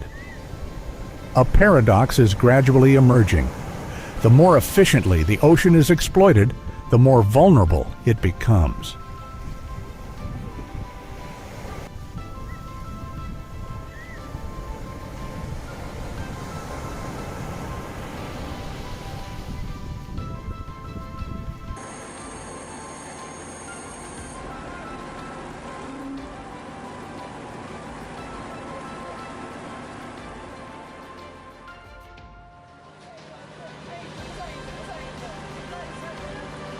Looking back at the entire journey, from high-value offshore fishing expeditions to state-of-the-art processing lines, it's clear that the ocean is still there, but it's not what it used to be.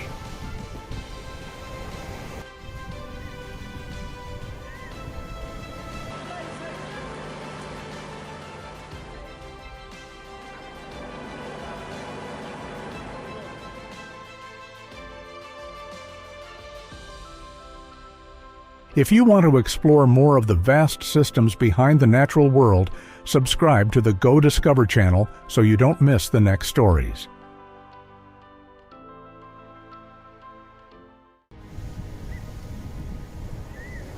Appearing more than 200 million years ago, they are true living fossils, having survived the dinosaur era, ice ages, and even the most extreme changes of the planet.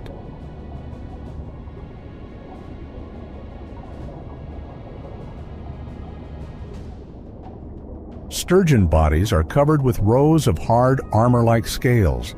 Their long, curved snouts help them search for food on the riverbed, and they can grow to over 16 feet in length and weigh about 220 pounds.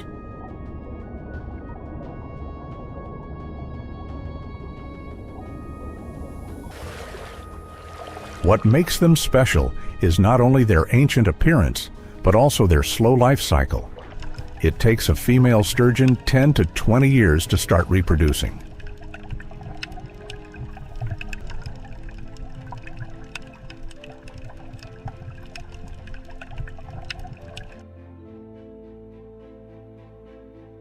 This means that to get the sparkling caviar eggs, farmers have to wait patiently for decades.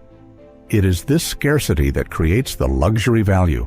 There is no way to shorten their natural life cycle and still maintain the perfect quality of the eggs.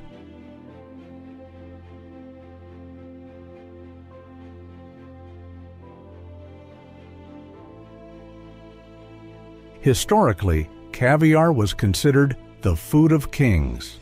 Russian, Persian, and European dynasties all viewed it as a symbol of power and sophistication. A small spoonful of caviar was once a lavish treat reserved for nobles and royalty.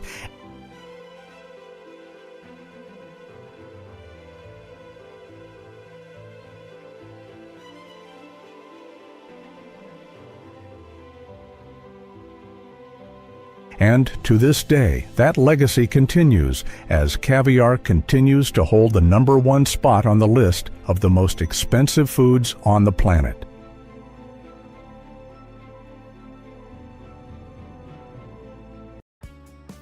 Today, to meet the growing demand for caviar, high-tech sturgeon farms have completely replaced the wild harvesting that once pushed this ancient fish to the brink of extinction.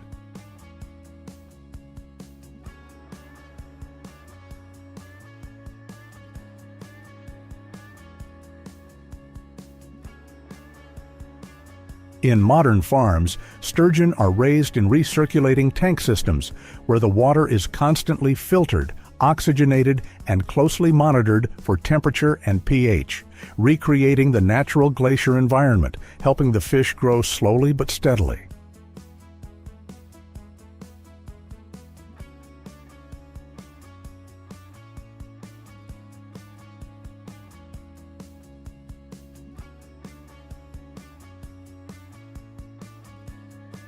The diet is also carefully studied.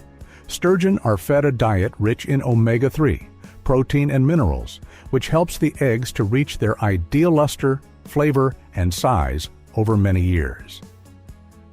Experts liken this to growing pearls in the fish, where each egg is the result of time and sophisticated techniques.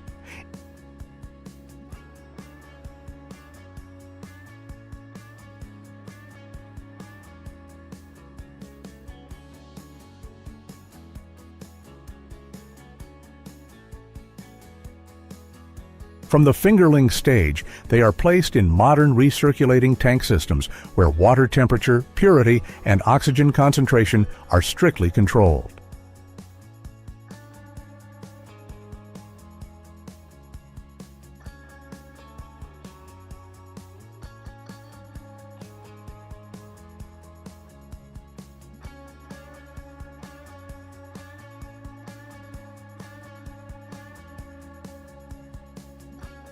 Farmers will closely monitor growth rate, regularly check health, and adjust the diet according to the stage. Special minerals and vitamins are also added to help strengthen the immune system and nourish healthy ovarian development.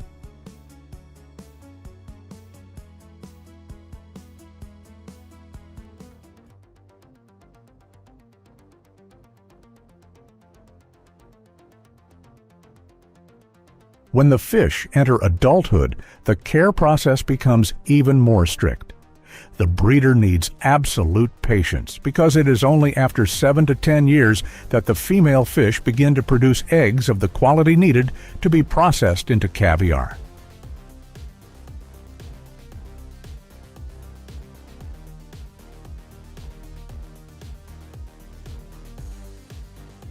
During this time, any sudden change in environment, water source, or diet can make years of effort go to waste.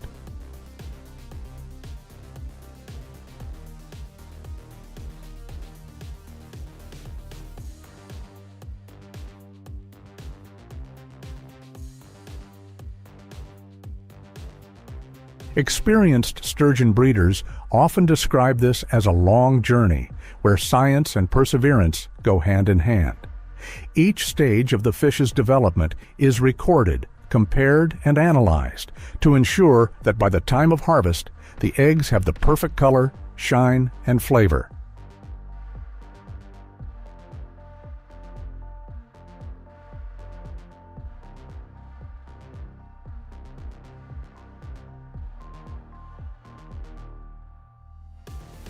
In particular, thanks to ultrasound technology and biological testing, farmers can monitor ovarian development without intervention, thereby accurately determining the time of harvest.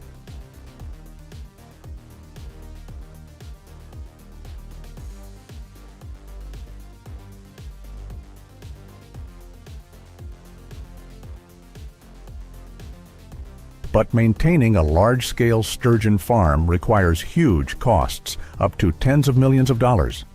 Every day, a team of engineers and workers must strictly monitor, because even a small deviation in the environment is enough to cause serious damage.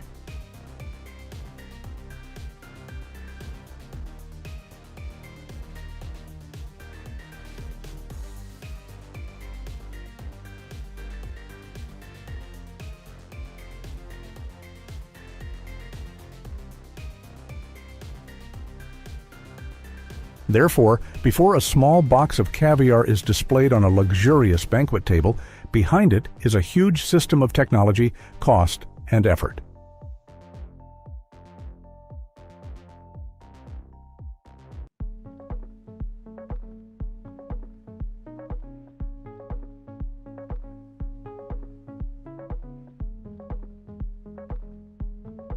Caviar harvesting is not only a modern farming process, but is also linked to the history of humans conquering the ancient sturgeon.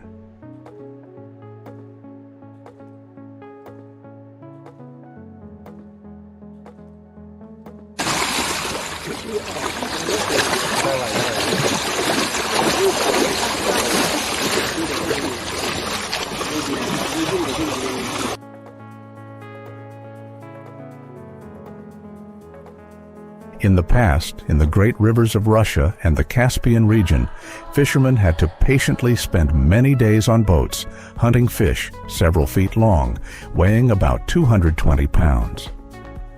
With strong enough to capsize a boat, catching sturgeon required extraordinary experience and endurance.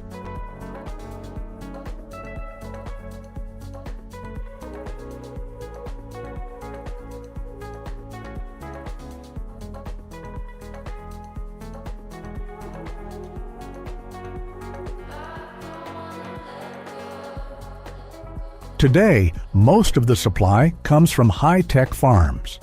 When it is time to harvest, the female fish are caught using nets or specialized lifting systems and brought to the processing area.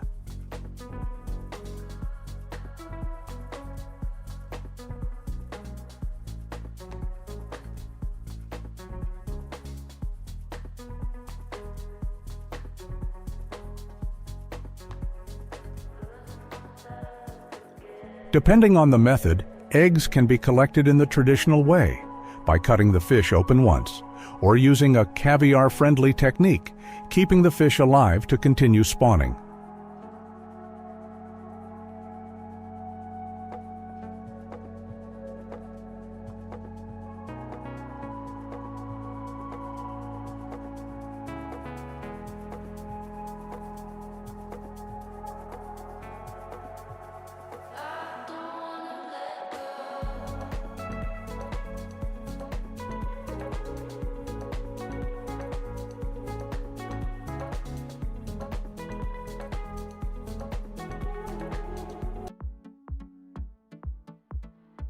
Either way, the process requires absolute precision. Once the ovaries are separated, workers quickly remove each egg from its membrane, preserving its shape and shine. One wrong move or a few minutes of delay can cost the entire batch of eggs hundreds of thousands of dollars.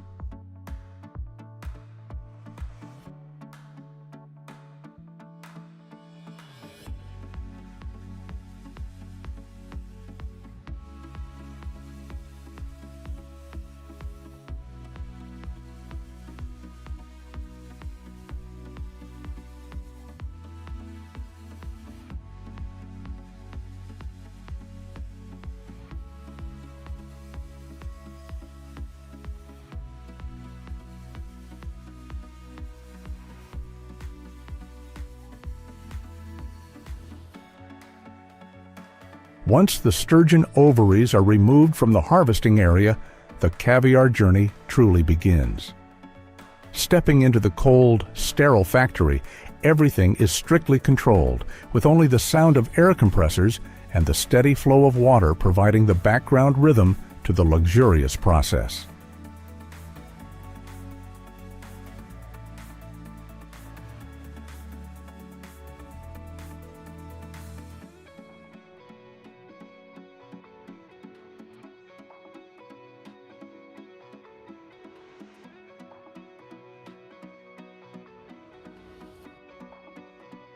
In the processing room, the temperature is maintained just a few degrees above freezing.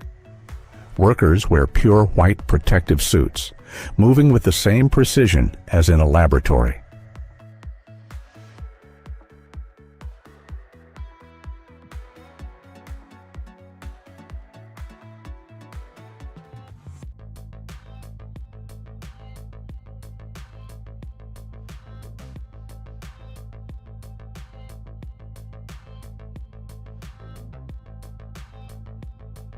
The egg trays are washed in cold water, impurities removed, then spread out for the experts to start sorting. With experienced eyes, they select round, uniform, naturally shiny eggs. Broken or poor quality eggs are immediately discarded.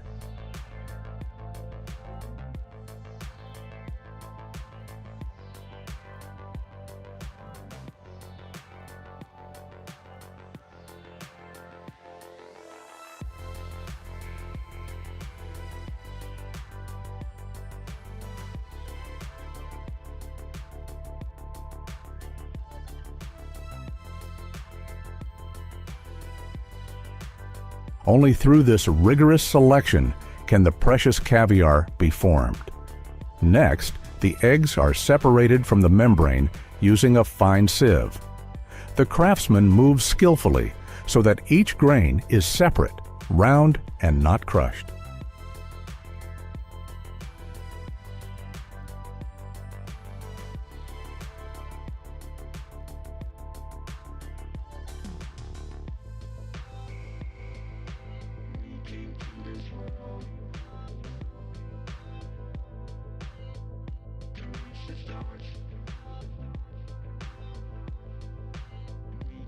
Every operation is a ritual because just a small mistake is enough to cause the value of hundreds of thousands of dollars to be lost in an instant.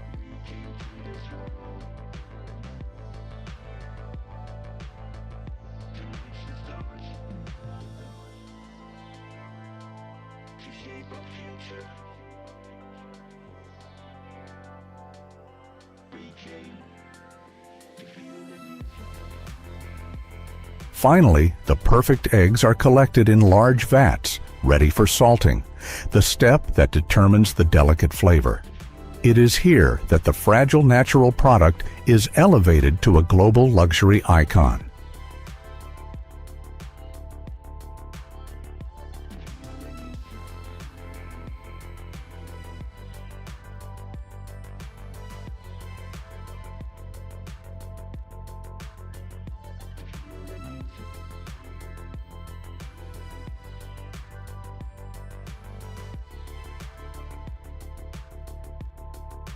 In the world of caviar, flavor comes not from sophisticated spices, but from a single secret: salt.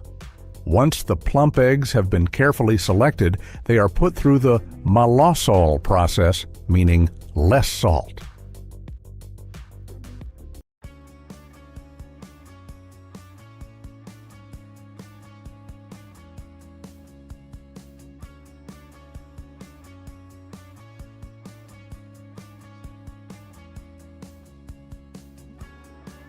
Only a very small amount of salt, between 2 and 4%, is sprinkled evenly and mixed gently by hand.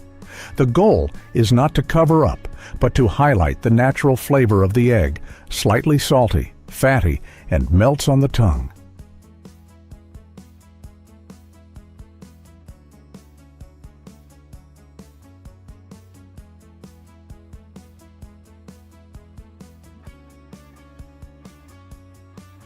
The worker must feel every movement so that the salt covers the egg evenly without breaking the delicate structure of the grain.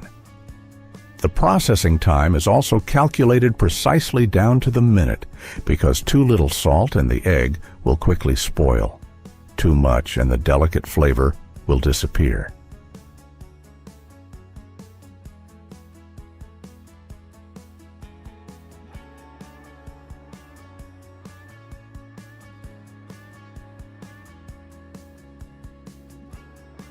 When the process is complete, the caviar is ready. Sparkling black pearls, a light ocean scent combined with a subtle saltiness, creating a culinary experience that has led the world to call it the black gold of the ocean.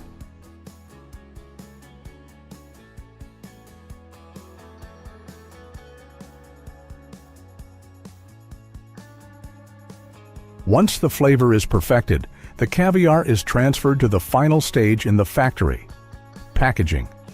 Unlike typical industrial products, this process is almost entirely manual.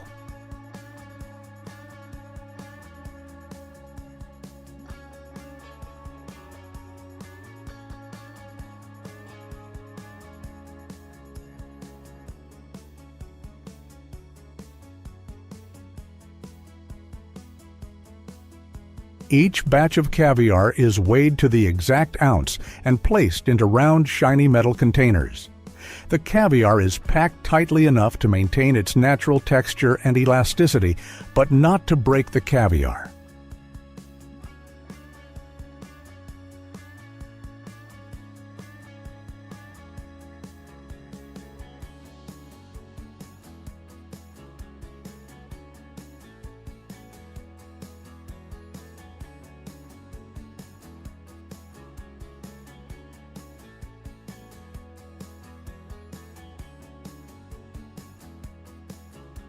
On the assembly line, everything moves slowly, almost ritualistically.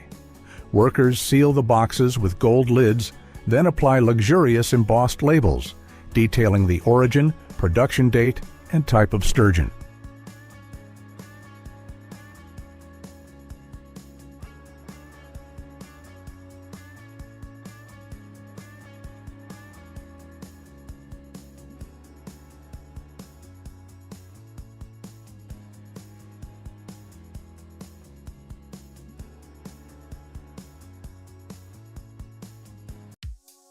A small box of just 1.76 ounces can be worth hundreds, even thousands of dollars, and each box is treated like a work of art.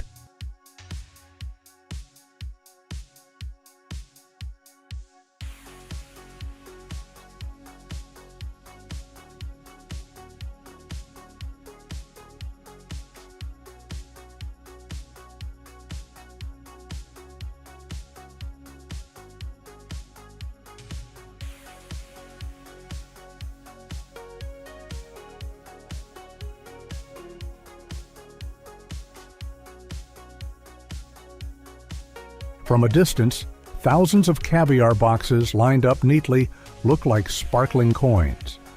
But behind that simple appearance lies a journey that has lasted for decades, from an ancient sturgeon to a luxury dish sought after by the upper class.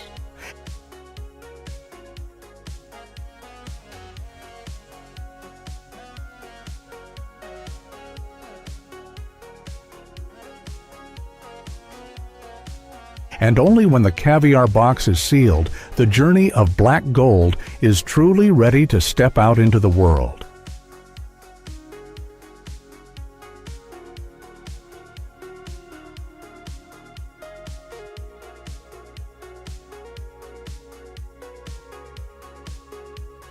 From the cold storage, the sparkling caviar boxes begin their journey to the world in a strict cold chain maintained at 0 to 2 degrees Celsius. The boxes are insulated and equipped with sensors that constantly monitor them, because if there is even a few degrees of deviation, the million-dollar shipment will be immediately discarded.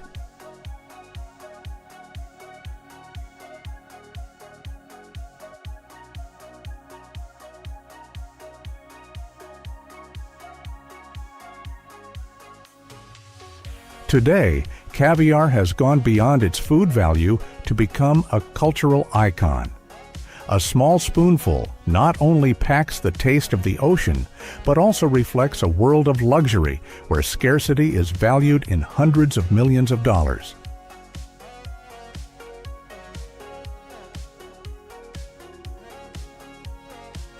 But it also reminds us that the fragility of these eggs is the fragility of the ecosystems they come from. This is just one of the countless stories hidden behind seemingly familiar products.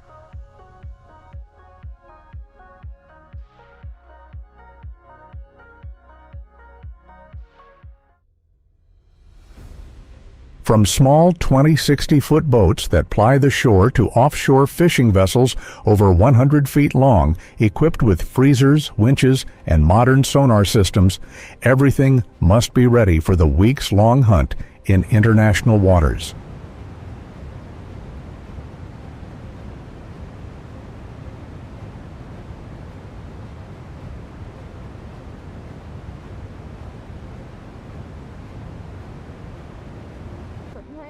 The most common is the handline method, which uses a super strong rod and line that can hold up to 660 lobes.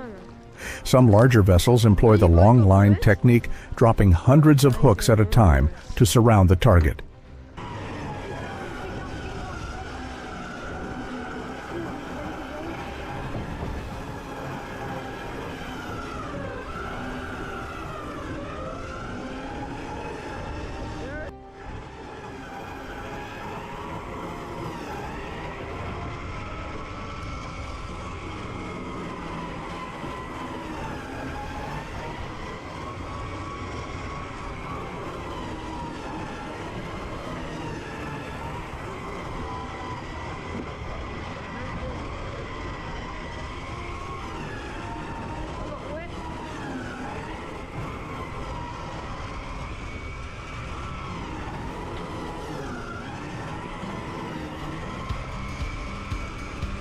In southwestern Spain lies a strange landscape that many first-time visitors might mistake for ordinary sparse forests.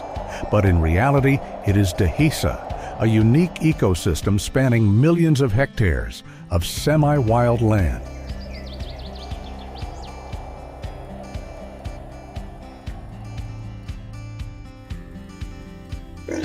Ancient oak trees stand spaced dozens of meters apart, allowing sunlight to flood the natural meadows below. The warm, dry Mediterranean climate creates a rare environment where humans and nature have coexisted for centuries.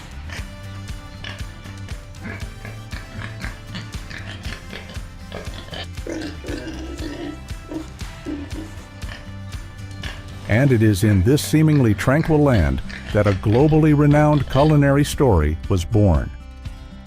For Dehesa is not just forests or grasslands, it is the home of the Iberico pig, the animal that produces one of the most expensive meats in the world.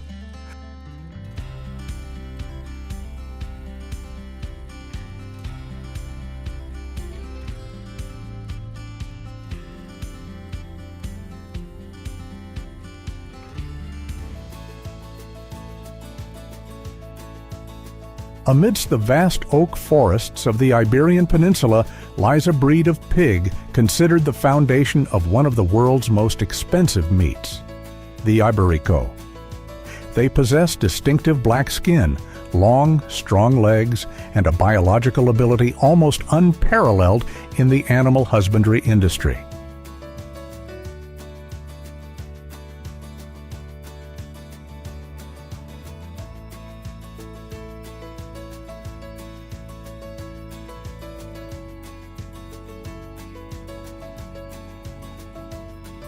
But what makes this breed of pig special isn't its appearance. The secret lies deep within its body. Unlike most common pig breeds, the fat of the Iberico isn't just under its skin.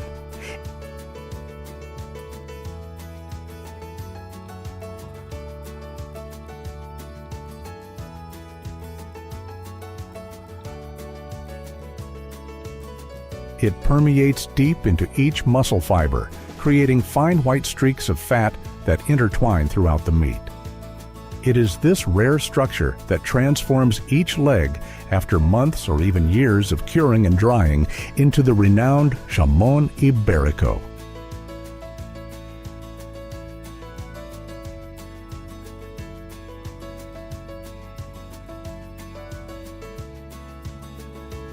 A perfect ham leg can fetch thousands of dollars on the international market.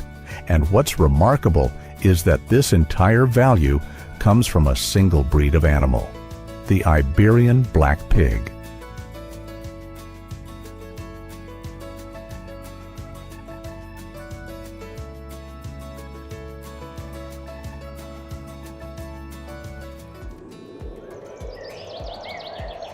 Every autumn, when the wind begins to blow through the oak forests of the Iberian Peninsula, a special phenomenon occurs. Millions of acorns fall to the ground, covering forests spanning hundreds of hectares.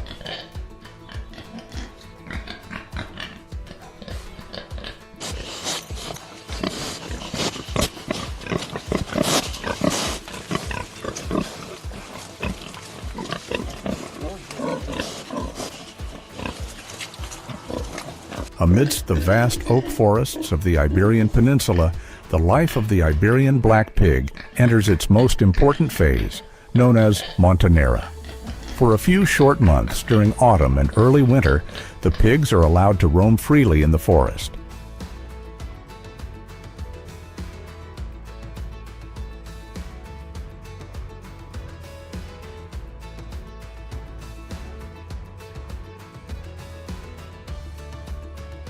Every day they wander many kilometers under the canopy of ancient oak trees, searching for ripe acorns that have fallen to the ground.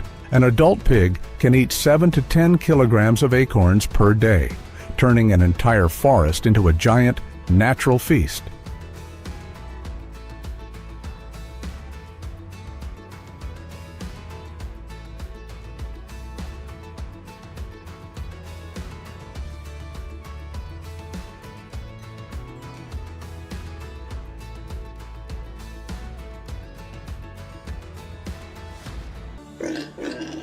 This special diet gradually changes the texture of their meat.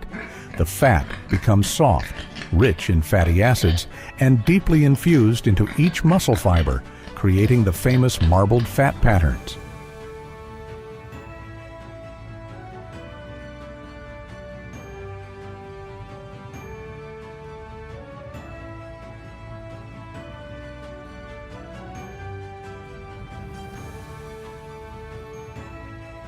That's what gives jamon iberico its characteristic sweet, rich, and aromatic flavor, one of the world's most expensive meats.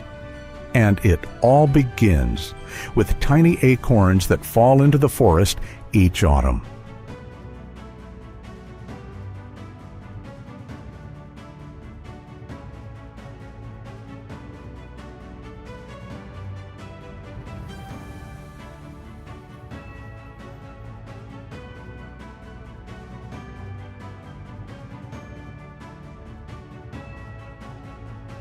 The life of Iberian pigs is also vastly different from that of industrial farms. Instead of being confined to enclosed pens, they live almost wild among vast oak forests.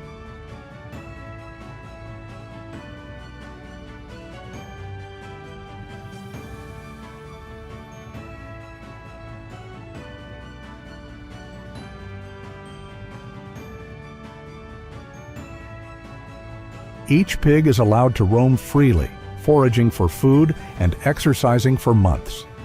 To meet traditional farming standards, a single pig requires approximately 1 to 2 hectares of land, equivalent to the area of several football fields. This means that a farm raising several hundred pigs must own hundreds of hectares of forest.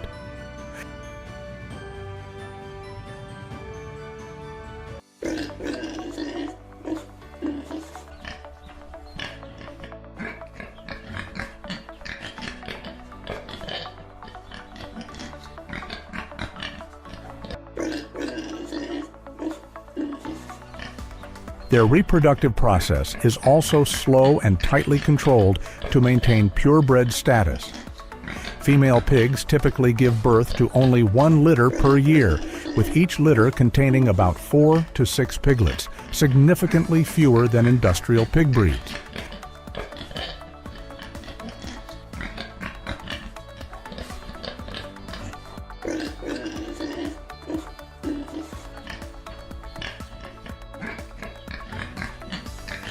These piglets grow slowly in their natural environment, taking nearly 18 to 24 months to reach the Montanera stage.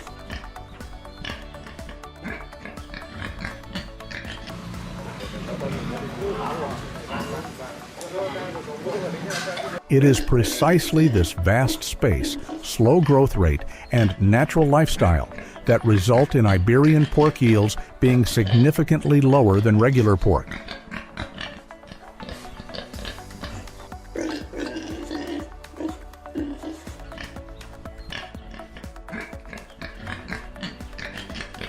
But it is precisely because of this that this type of meat becomes special. Its rich flavor, delicate marbled fat, and quality far surpass most industrially produced pork in the world.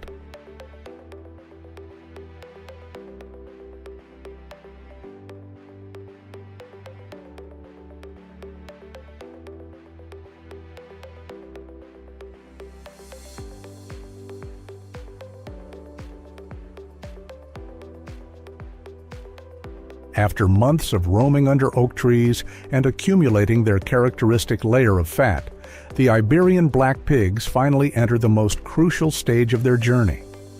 Upon arrival at the processing facility, the selection process begins with almost absolute rigor.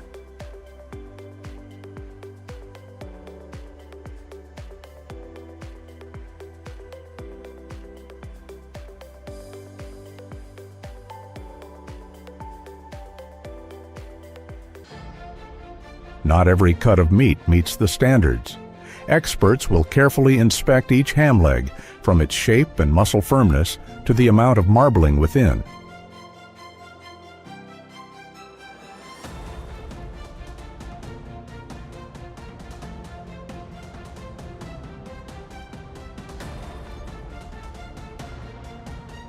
Only the finest hams are selected to become premium jamón ibérico, one of the world's most expensive cured meats.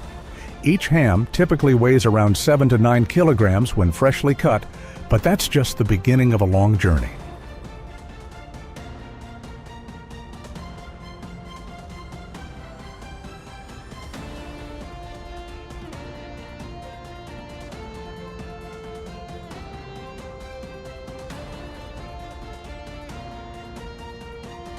First, they are covered with sea salt for several days to remove moisture and preserve them naturally.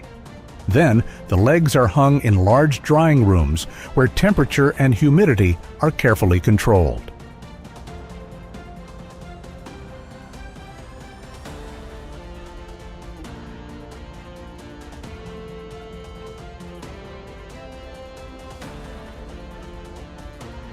Over months, even years, the meat gradually dries out, its aroma becomes stronger, and the fat begins to permeate deep into the muscle fibers.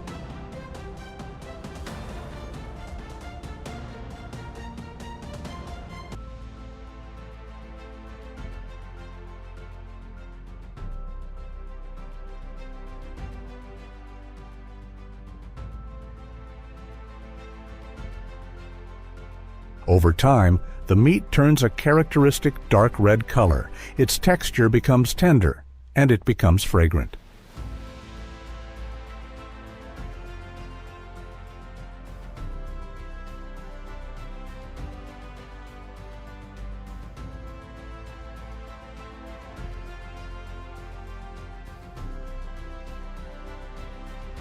When the aging process is complete, the initially heavy leg has lost a significant amount of weight, but in return, it possesses a delicate flavor that few other cuts of meat can match.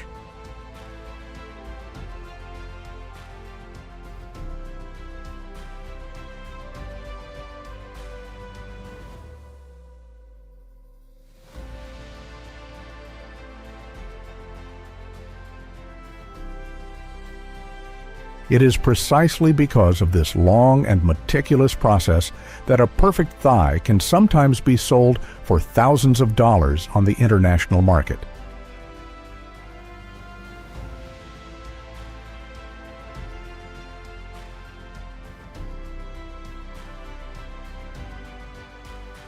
After being carefully processed, the ham legs enter a seemingly simple stage that ultimately determines their quality: salting.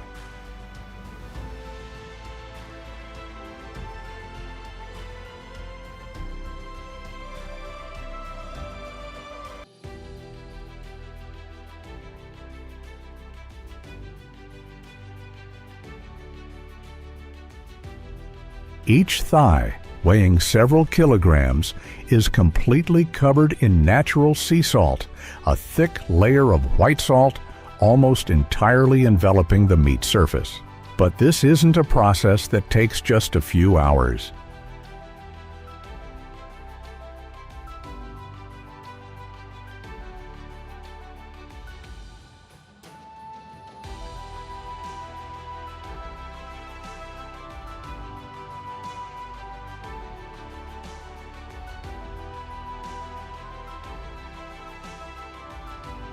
This process can last for many consecutive days, long enough for the salt to penetrate deep into the meat fibers. During that time, the salt silently performs three important tasks: preserving the meat from bacteria, removing excess water, and preparing the groundwork for the subsequent months-long curing process.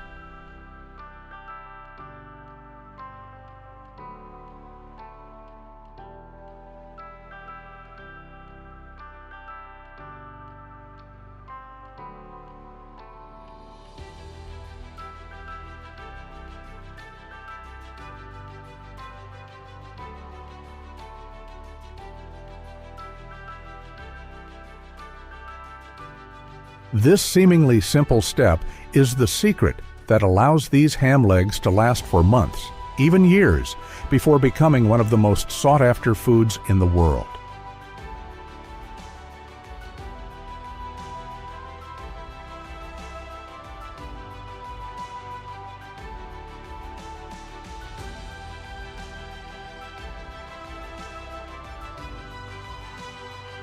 On the tables of many upscale restaurants, jamón ibérico is not hastily sliced. That job belongs to specially trained individuals called cortador, expert meat slicers.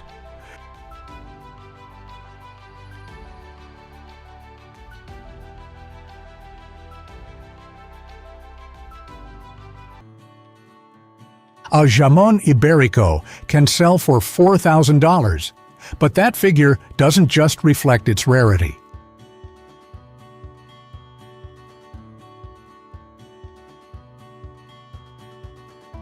From the ancient oak forests of Spain to the thin slices of jamón ibérico on a luxurious dining table, this is not just a dish, but the culmination of nature, time, and centuries of tradition. Each $1,000 leg tells a story of patience and exceptional craftsmanship.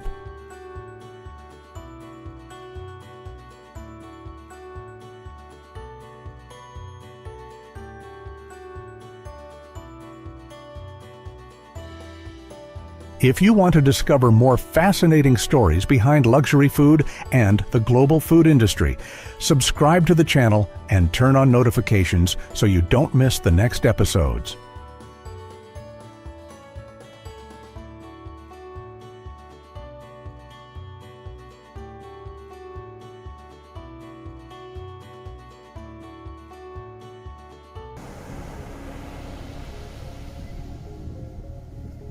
The $900,000 price tag didn't appear out of nowhere.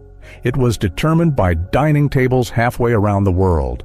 From high-end seafood restaurants in Seoul to buffet chains in Los Angeles and New York, global demand dictates the value of each individual squid.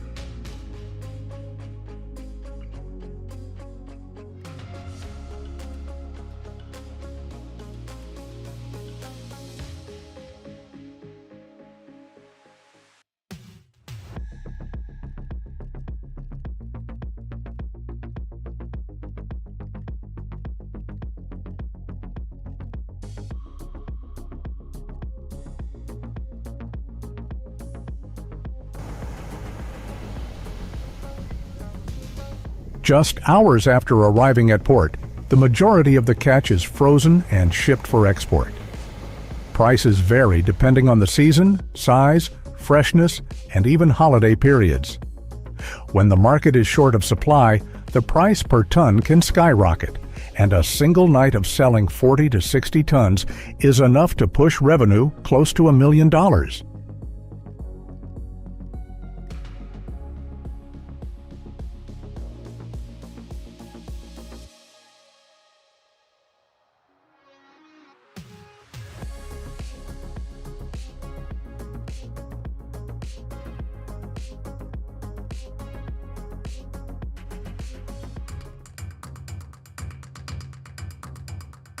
But to reach that number, the ship must understand the laws of the ocean. During the day, squid dive deep to avoid prey. At night, artificial light triggers a chain reaction.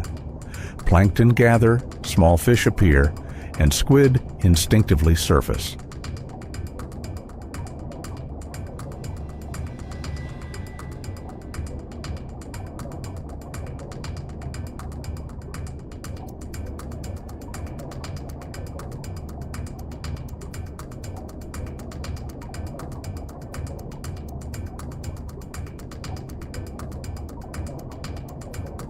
However, everything still depends on currents, temperature, salinity, variables that no one has complete control over.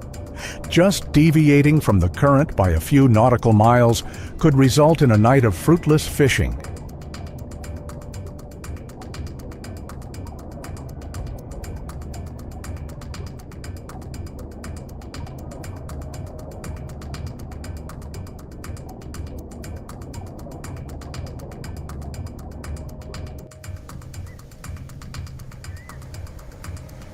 Meanwhile, costs don't wait.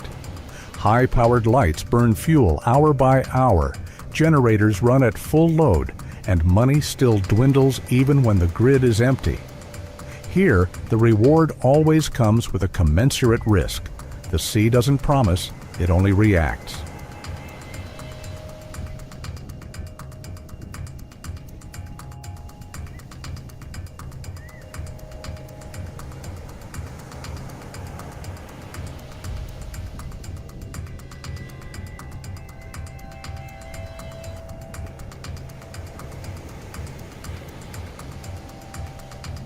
As the sun rises, the hunt shifts to a different rhythm, slower, more persistent.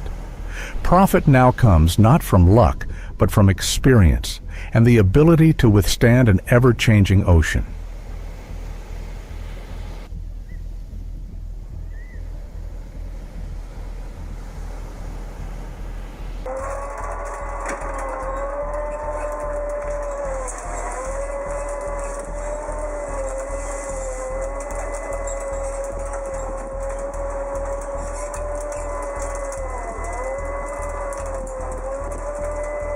Daylight erased the ferocity of the night, revealing a seemingly tranquil expanse of blue sea. The ship no longer needed the blazing rows of high-powered lights. Instead, it used an automated hand-operated system of hooks being lowered one by one, or carefully deployed lightweight nets.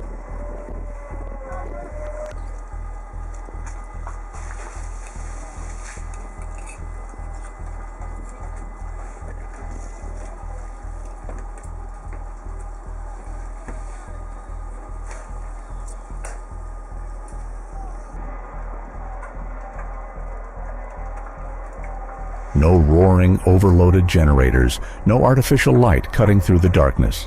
Everything unfolds more slowly, more orderly. But beneath that shimmering water, squid have dived deeper to the colder bottom to avoid predators.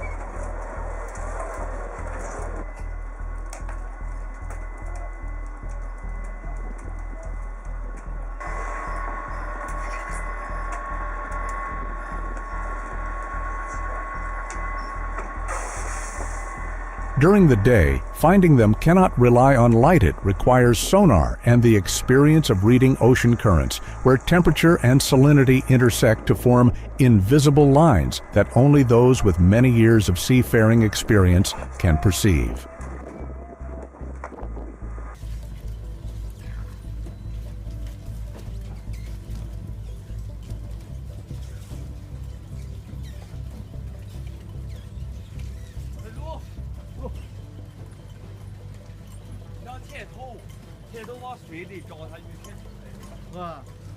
The yield is therefore much lower.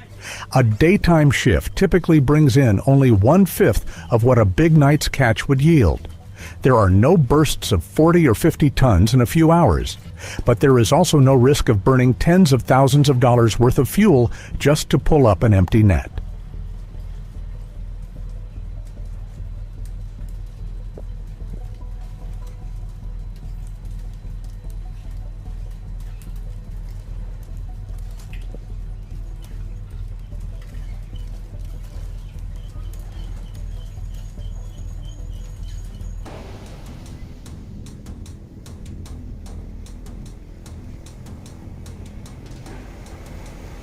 Daytime is for survival.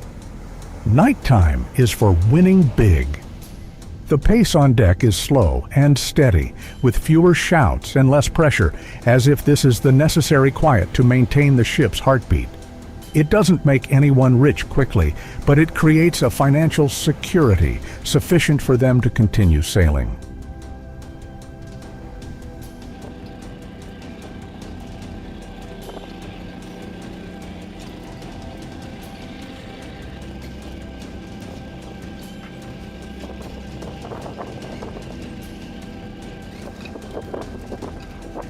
And as the sun began to set in the west and the light faded, all eyes turned toward the horizon, for they knew that when darkness returned, the real game would begin.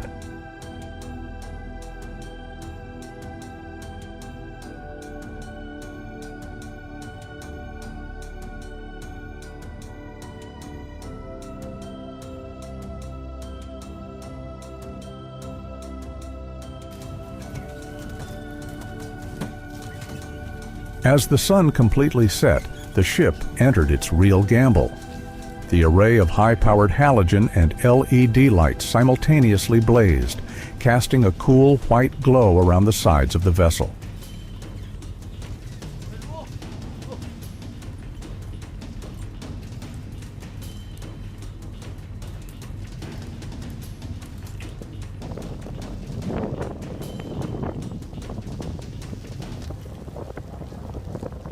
Down in the hold, the generators roared, shaking the steel hull. In the distance, other lights appeared. Rival ships had joined the fray. Everyone understood tonight's squid catch wouldn't be enough for everyone.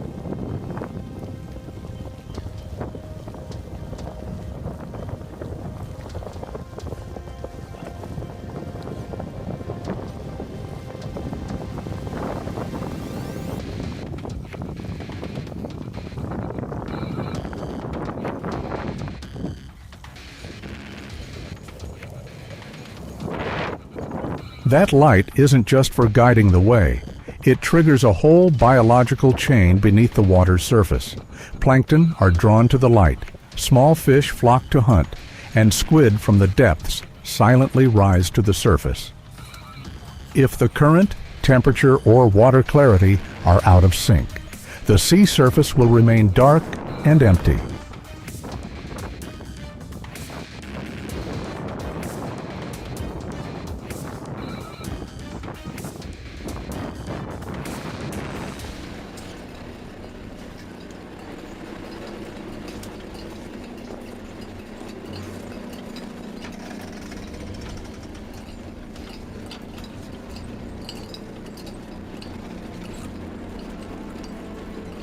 But tonight, conditions are far from perfect.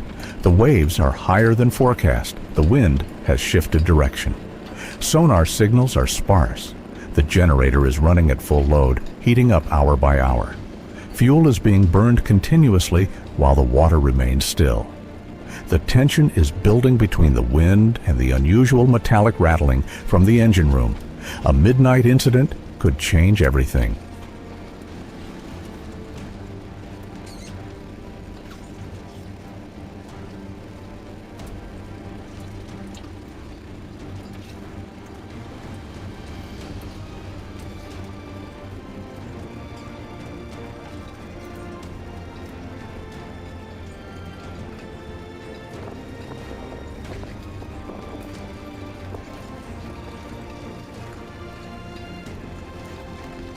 On deck, cables jammed in pulleys, their screeching sounds piercing the night. A sailor slipped on the wet deck as waves crashed against the ship's hull. In the darkness, a small mistake could lead to a major disaster. Stay and wait for the squid or retreat before the risks spiral out of control. It was a cold calculation between profit and safety.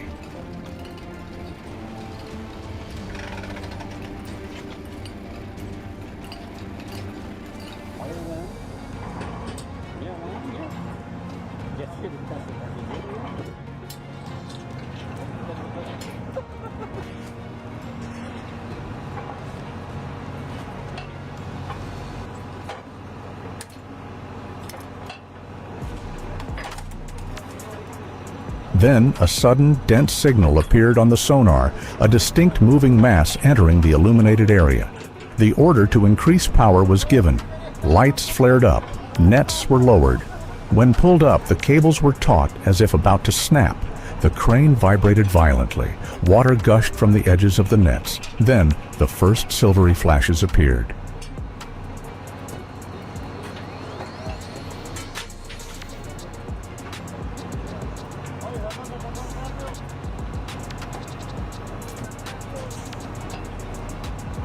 In just seconds, the ink surged onto the deck like a vibrant waterfall. The scales jumped rapidly. The yield was enough to change the atmosphere on board, but not enough to end the battle.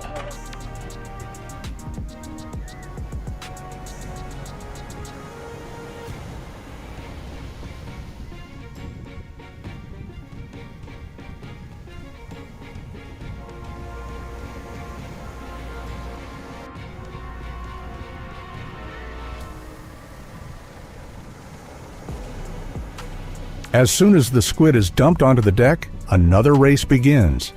Leaving the stable, cold water, the biodegradation process is triggered almost instantly.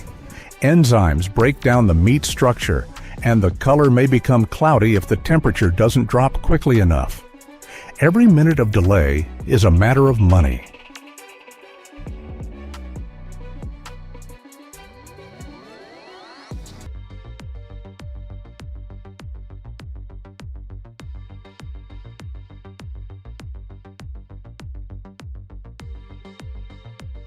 The squid are rinsed through cold seawater troughs to remove sand and impurities, then sorted by size as the market sets different prices for each grade. Any scratched or damaged squid are discarded immediately. Even a small percentage of defective goods can significantly reduce the value of the entire lot.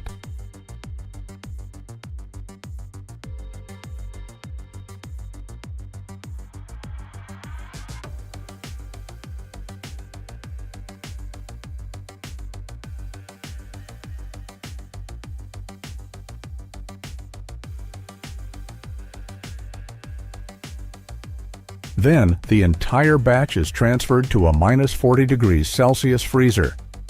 At this temperature, the meat structure is locked in.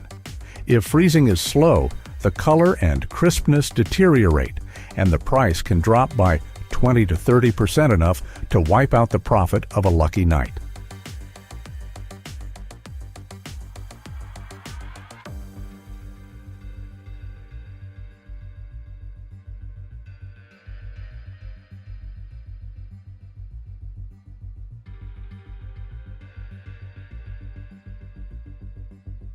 The refrigeration system was operating at full capacity, consuming a huge amount of electricity from the generator, which was already strained offshore.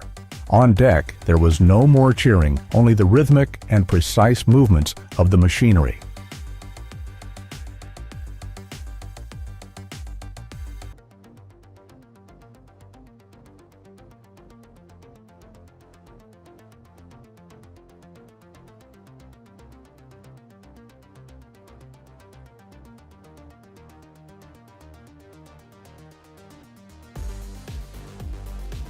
They faced not only the ocean, but also an invisible clock ticking down. Once the last freezer was sealed, the next challenge was no longer out at sea, but in the harbor.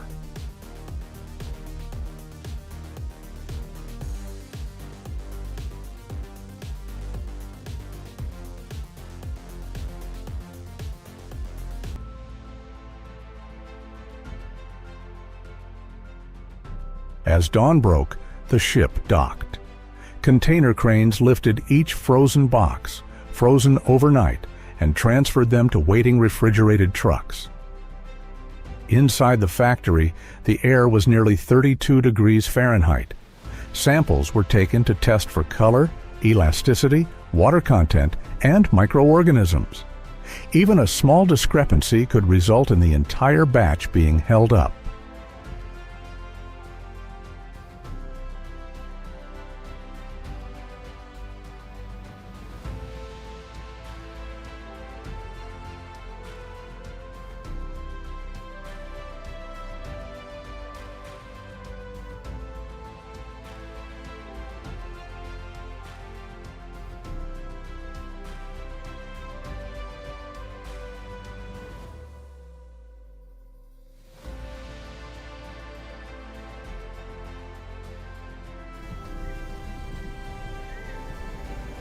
As soon as the squid-laden ship touched the dock, everything happened almost instantly.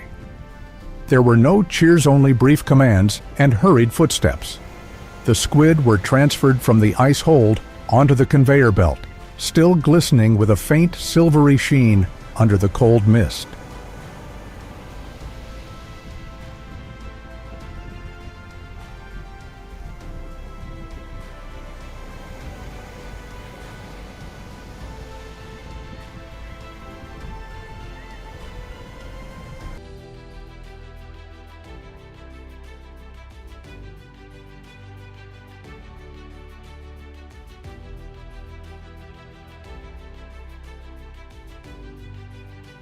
A rapid inspection team was waiting at the dock. They randomly opened each container, shining lights directly onto the skin. Fresh squid had to retain a slight translucency, not cloudy or dull in color. The eyes had to be bright, and the body had its natural elasticity. A technician gently squeezed the body. If the flesh didn't spring back immediately, the shipment could be marked as risky.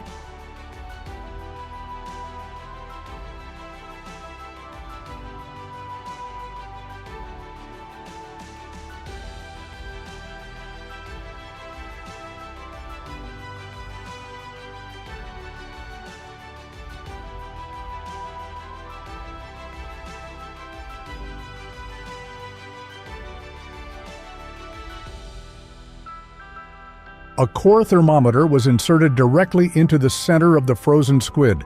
The reading had to be within the absolute safe range. In addition, samples were quickly taken for preliminary histamine and microbiological testing. All of this happened in a few minutes, but the decision could affect an entire voyage lasting weeks.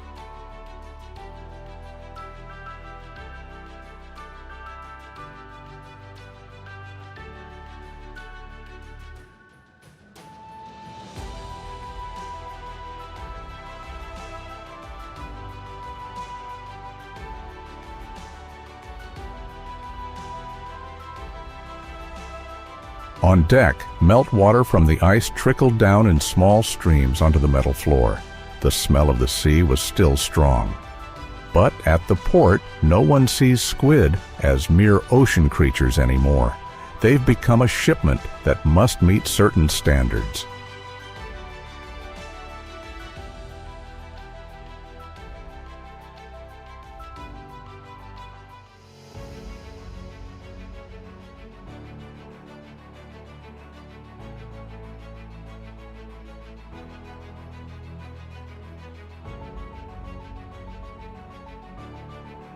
Once the approved signal is given, the refrigerated truck pulls up immediately. The container is moved straight into the temperature-controlled compartment, the door closed and sealed on the spot. There's no break between the sea and the factory. Because with squid, every minute outside the cold chain is a step backward in quality.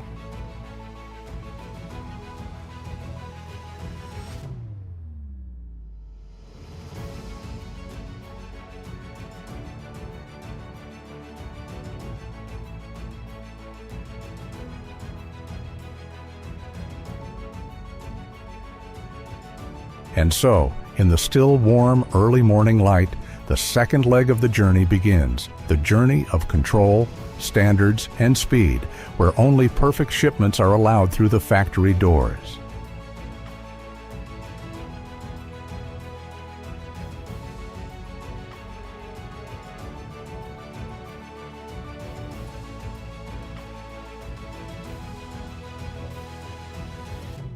A standard container can be worth hundreds of thousands of dollars, but if it's contaminated, doesn't meet specifications, or the cold chain is broken, the entire shipment can be returned, or even destroyed.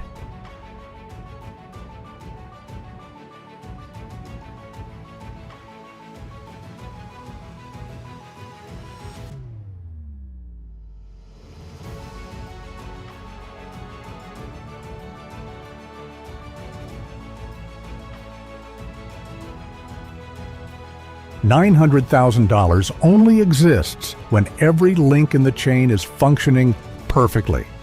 After all the costs of fuel, maintenance, labor, and risk, how much is actually left?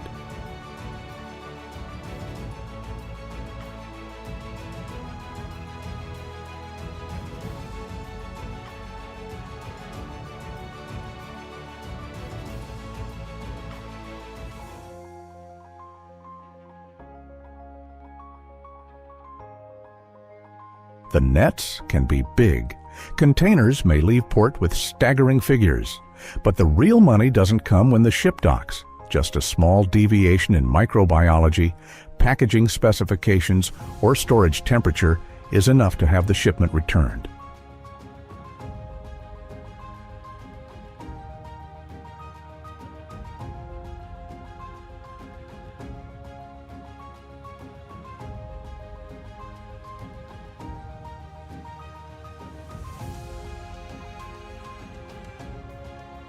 A single rejection stamp at the import port can turn an entire voyage into a huge loss.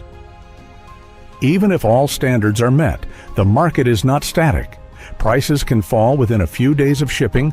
Contracts signed at peak prices may have significantly reduced profits by the time of delivery.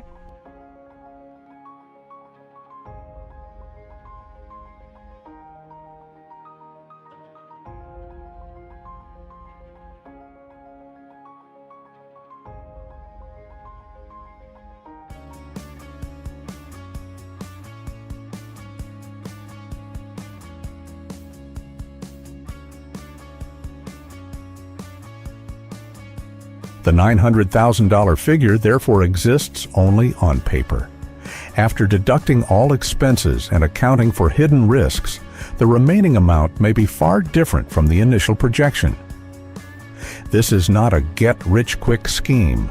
It's a matter of large capital, fragile profit margins, and cold patience.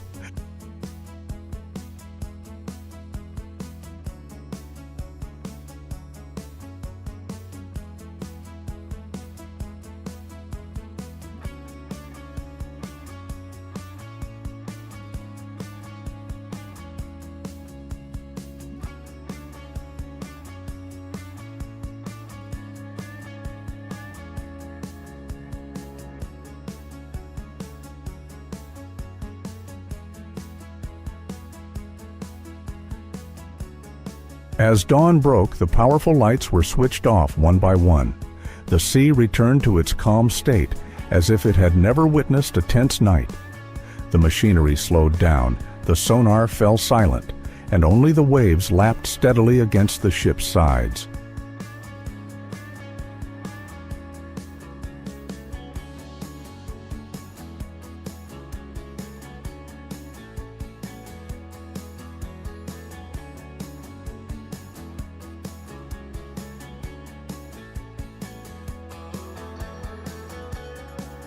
On deck, some men dozed off for a few minutes. Others silently gazed out at the expanse of water that was both their battlefield and their source of life. Exhaustion was evident on their faces, something that never appeared in revenue reports.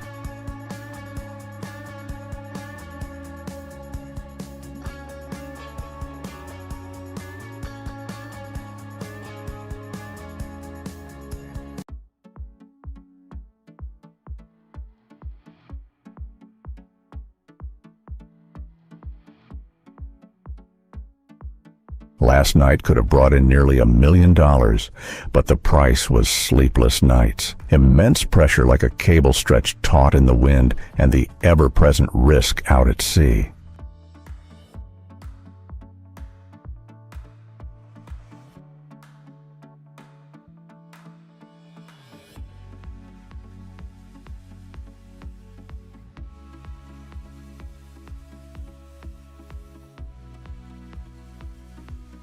As the sun rose higher, the ship prepared for a new cycle.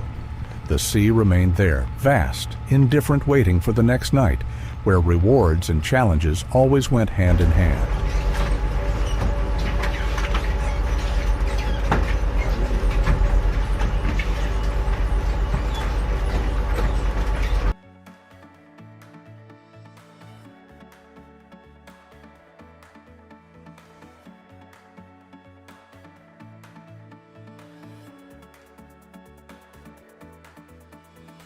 A night at sea might look like $1 million hunt, but behind the dazzling lights and overwhelming numbers lies sweat, risk, and cold calculations that not everyone sees.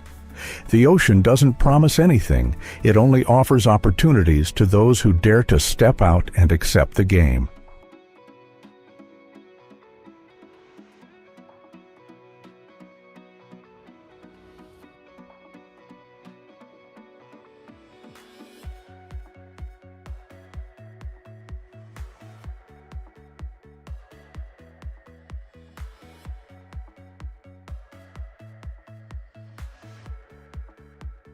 If you want to continue exploring extreme journeys, colossal machines, and people living on the brink of profit and danger, subscribe to the channel and turn on notifications.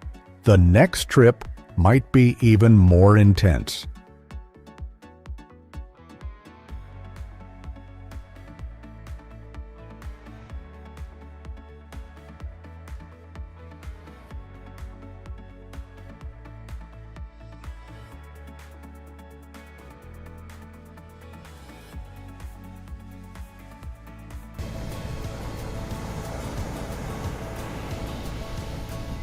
Not all shrimp are the same, and tiger prawns are the clearest example of that. Their scientific name is Penaeus monodon, a species of tiger prawn distinguished by its large size, thick shell, and black stripes running along its body like remnants of the wild ocean.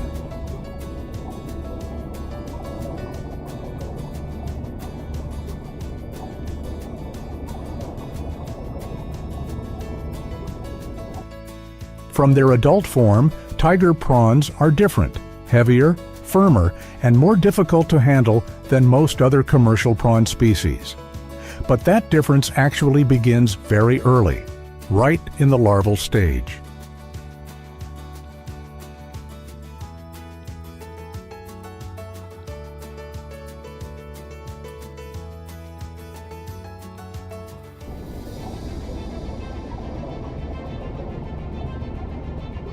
In their early stages of life, tiger prawn larvae undergo many complex transformations and are extremely sensitive to light, temperature, salinity, and even the microbial quality of the water. Even a small fluctuation in the environment can cause a rapid decline in survival rates.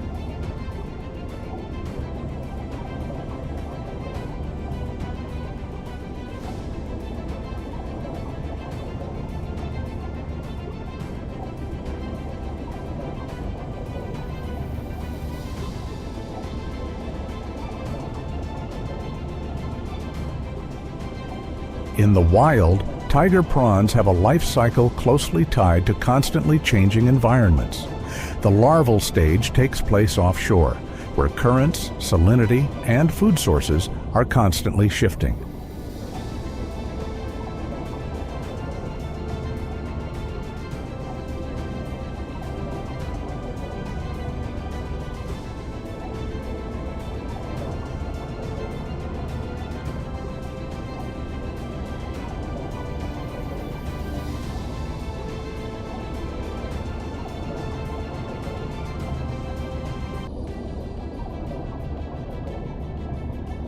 When mature, they migrate to coastal areas, estuaries, and lagoons, living on the bottom in muddy or sandy-muddy substrates, directly exposed to tides and weather.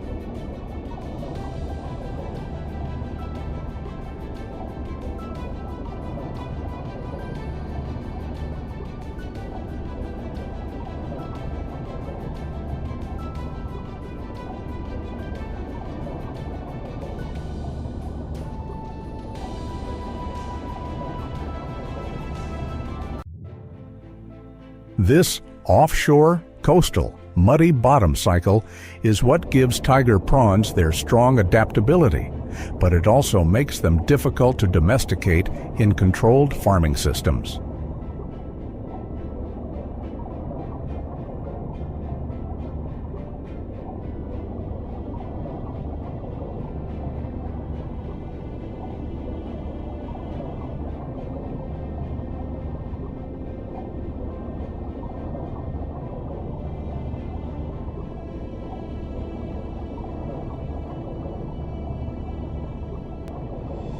Unlike many white shrimp strains that have been selectively bred to adapt well to industrial hatcheries, tiger prawn larvae retain characteristics close to their natural state: slow growth, difficulty in achieving uniformity, and requiring almost absolute control.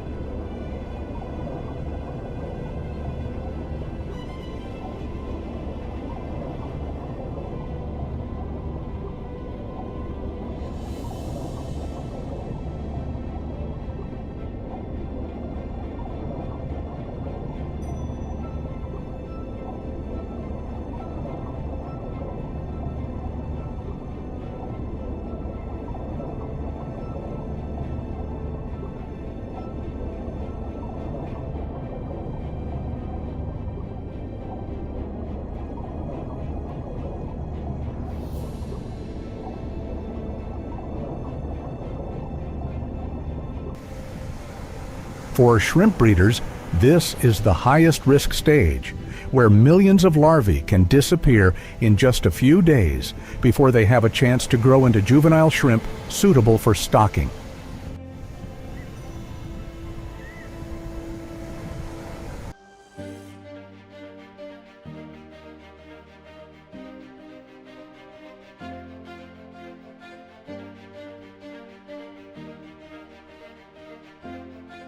Because of that fragile beginning, the journey of tiger prawns is always longer and more expensive.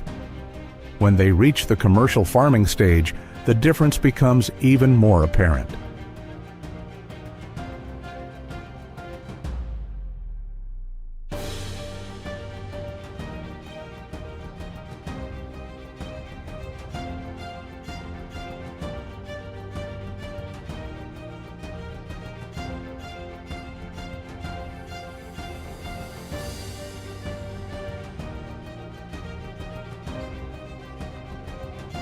While white shrimp are bred to grow quickly, yielding large and consistent harvests, tiger prawns grow more slowly, react strongly to environmental changes, and carry a significantly higher risk of failure.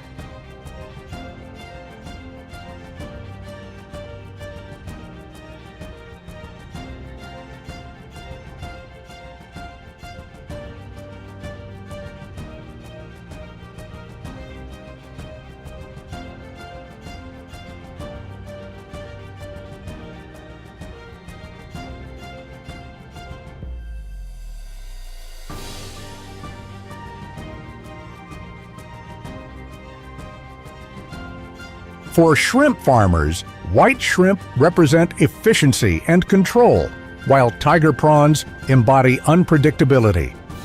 The key point is, tiger prawns were not bred to be easy to raise.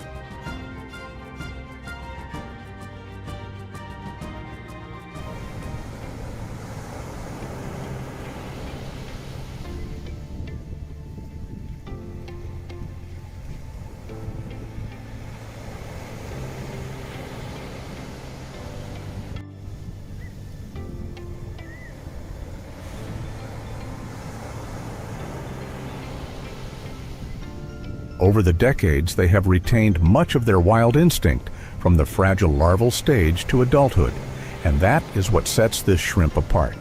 Not for the masses, but for those who are willing to take risks from the start.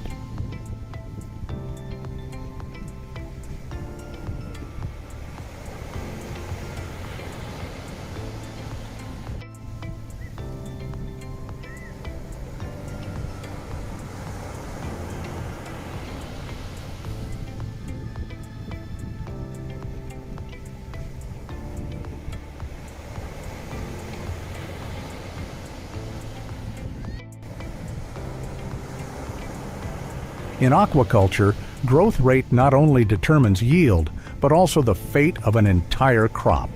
With tiger prawns, the price of slow growth is evident from the start. To reach marketable size, this species of shrimp typically needs 6 to 8 months, almost double the 3 to 4 month cycle of white shrimp.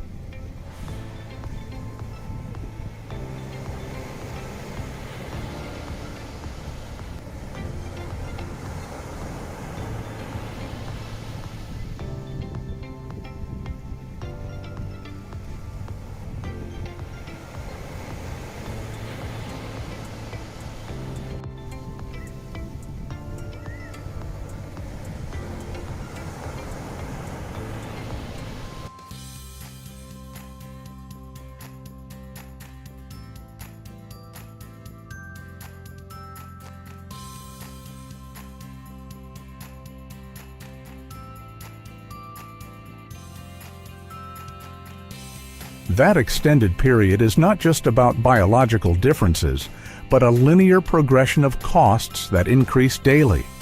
Constant feed replenishment, electricity to power the aeration and recirculation systems, close monitoring by personnel, and pressure to maintain stable water quality under constantly fluctuating conditions.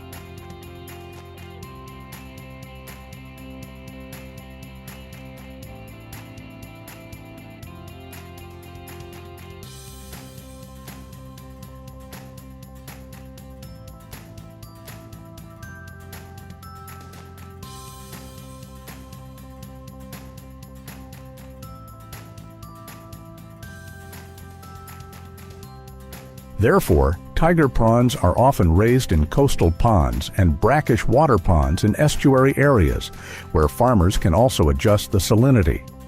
This model is popular in tropical countries such as Vietnam, Thailand, Indonesia, and India.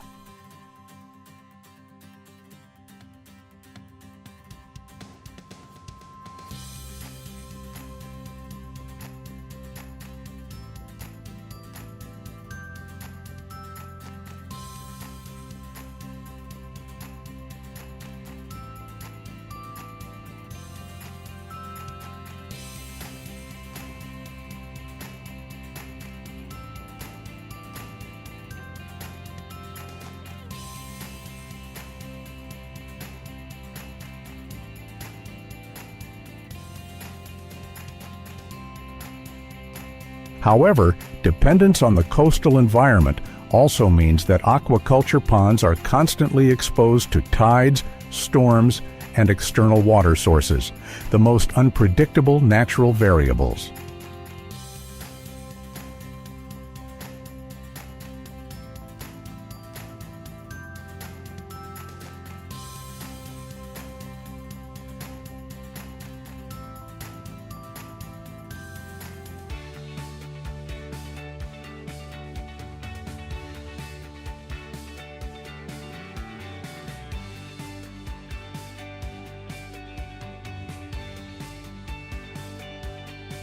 The longer you raise them, the more risks accumulate. Changing weather conditions, deteriorating pond environments, and more time for pathogens to silently multiply. With tiger prawns, diseases like EMS or WSSV don't need to appear loudly to cause damage.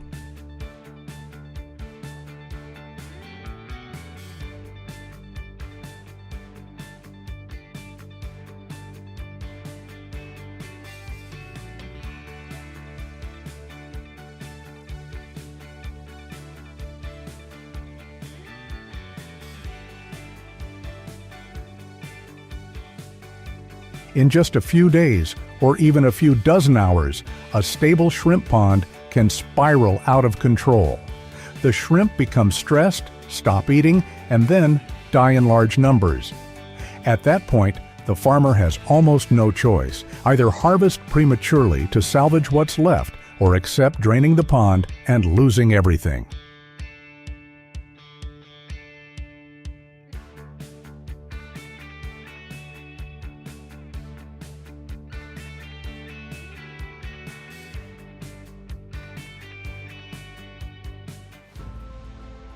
So, with tiger prawns, will they make it to harvest time?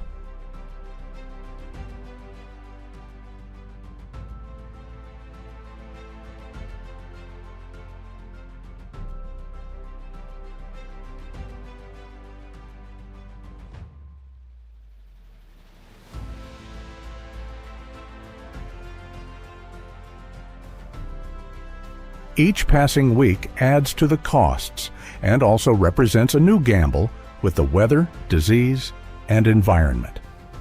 At this point, the market principle becomes clear. It's not the shrimp itself that determines the price, but the accumulated risks surrounding it.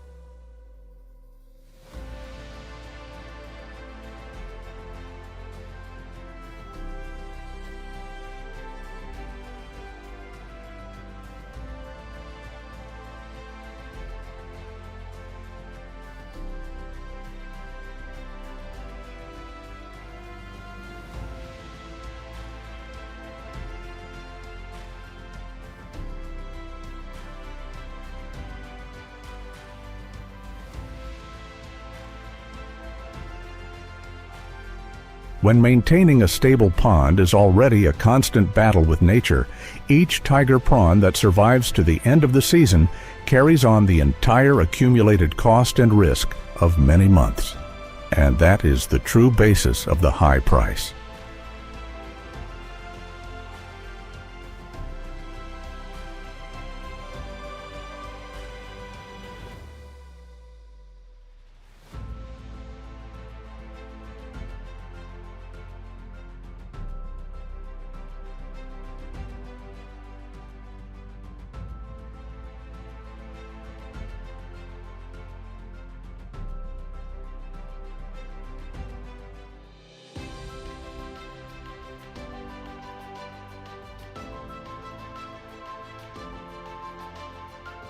Overcoming the weather and keeping the pond stable for months is not the same as success, because with tiger prawns, the harvesting moment is the most risky point of the entire journey.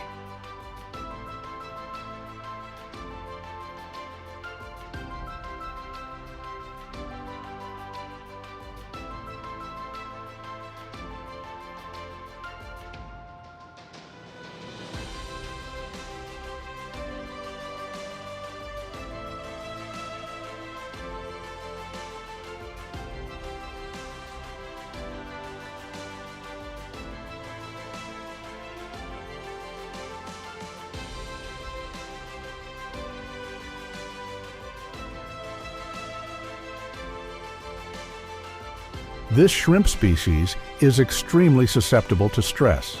Even a sudden change in environment during trawling, sorting, or transport can cause them to weaken rapidly.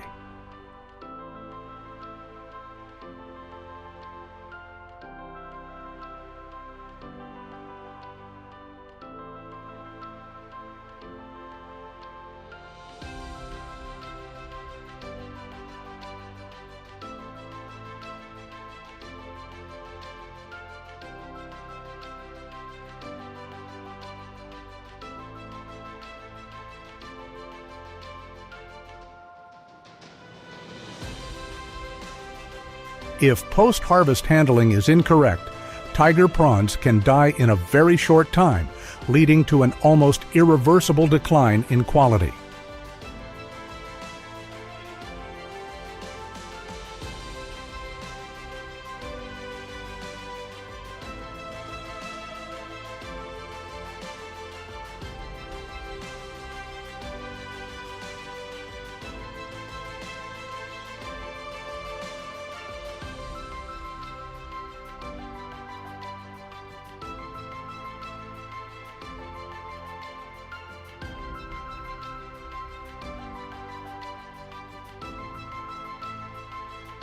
Temperature is a crucial factor.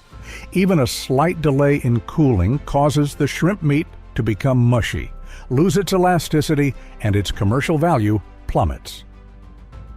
A seemingly successful harvest can lose much of its value due to a few minutes' delay.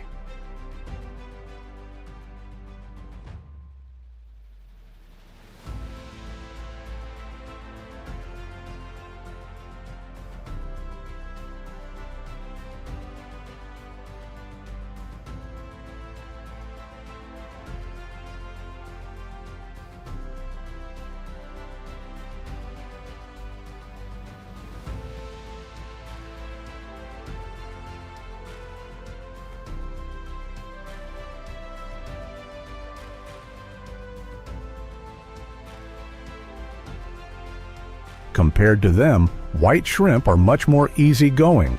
They tolerate handling better and allow for a wider margin of error. But tiger prawns are not.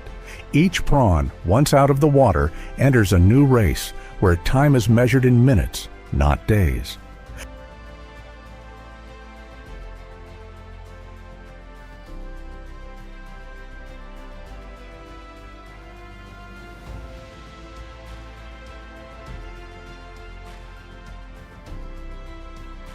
Therefore, in this industry, farmers understand a harsh truth very well. Harvesting tiger prawns is not the end. That's when the biggest risks begin.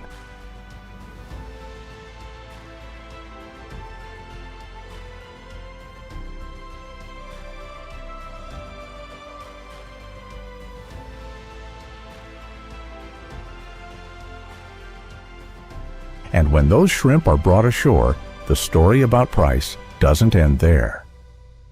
Because immediately after harvesting, another challenge arises: the race against time in the cold chain, where a single malfunctioning link can determine the fate of the entire batch of shrimp.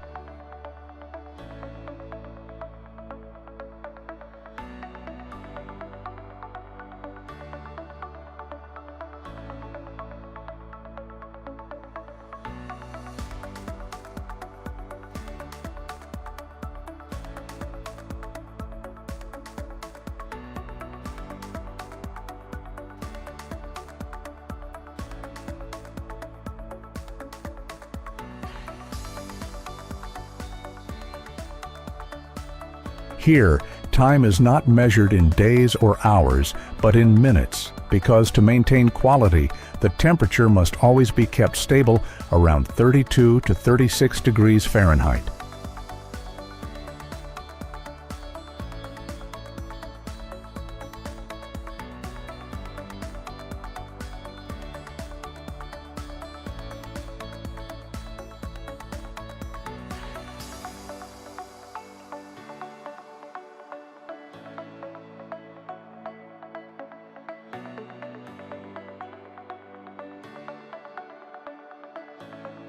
Just a slight deviation from this threshold causes the meat structure to change, firmness to decrease, and commercial value to plummet. Shrimp that meet the standards are sent directly to the processing plant, where every operation revolves around a single goal: maintaining constant refrigeration.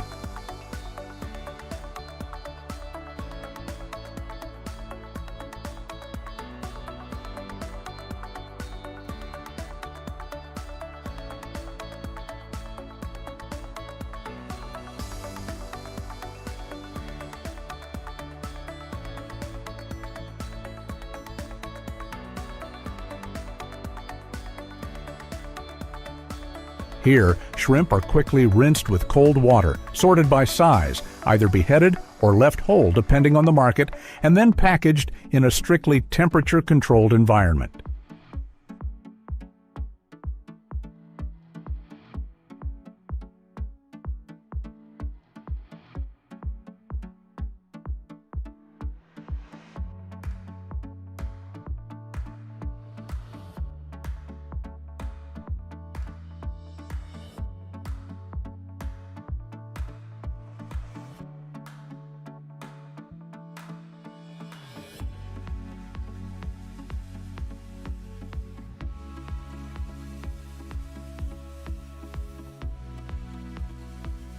There is no time for delay. Ice, cold water, stainless steel tables, and cold rooms form a closed loop where every step is calculated to minimize the increase in temperature, something that cannot be measured by thermometers or clocks: the sensory value on the plate.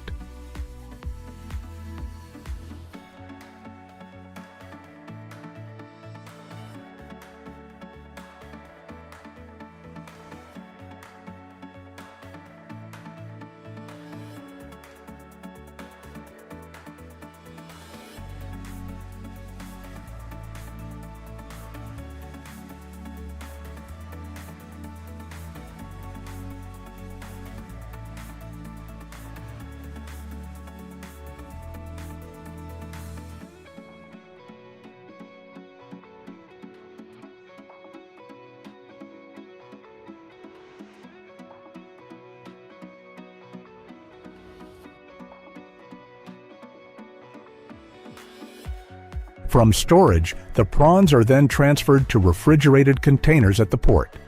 Just a few hours of power outage in the warehouse, a delayed refrigerated truck, or a shipment stuck at customs.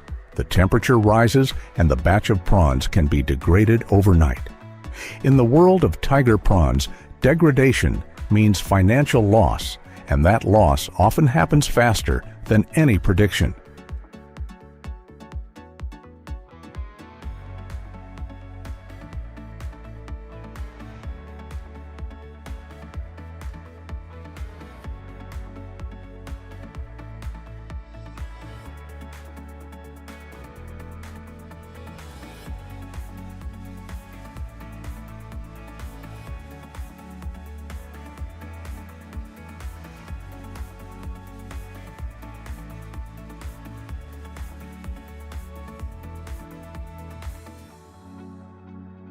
But even after surviving the factory, the story of price isn't over. Because at the final destination, it's the restaurant that decides whether that risky journey is truly worth the high price.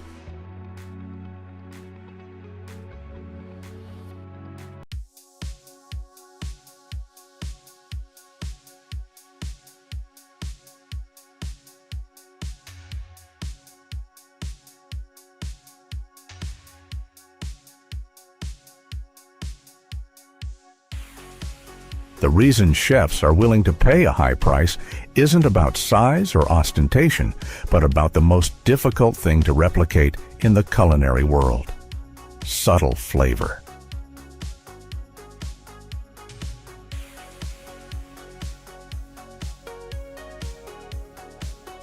Tiger prawns have firm but not chewy meat, retaining their structure even when cooked at high temperatures. A distinctly natural sweetness that doesn't rely on seasoning. And most importantly, they don't become mushy or break apart like many other types of prawns when cooked for a long time, or processed in complex ways.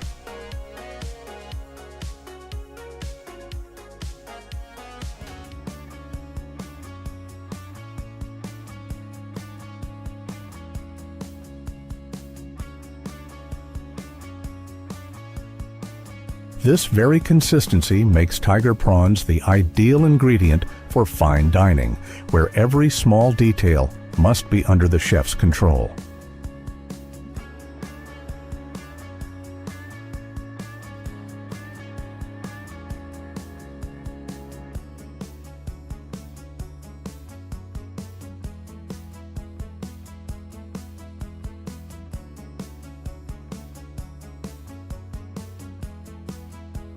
From the minimalist grilled dishes of Japanese cuisine and the sophisticated pan-frying techniques of European cuisine to modern fusion variations, tiger prawns always maintain their unique character on the plate.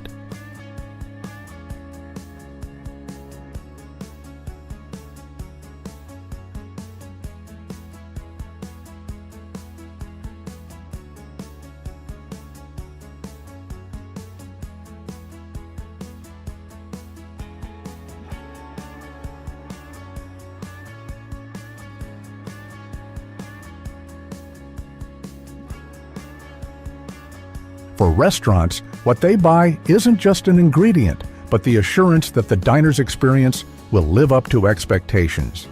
And that's the core reason why this type of prawn holds a special place in the high-end market. Tiger prawns aren't sold by quantity, they're sold by experience.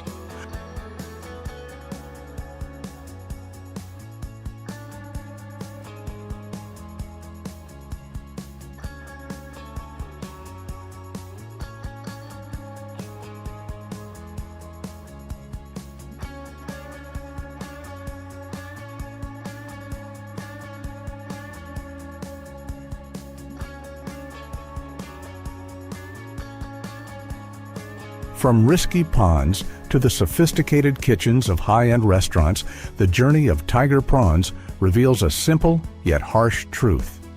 The high price isn't for show, but to pay for the sacrifices made along the way.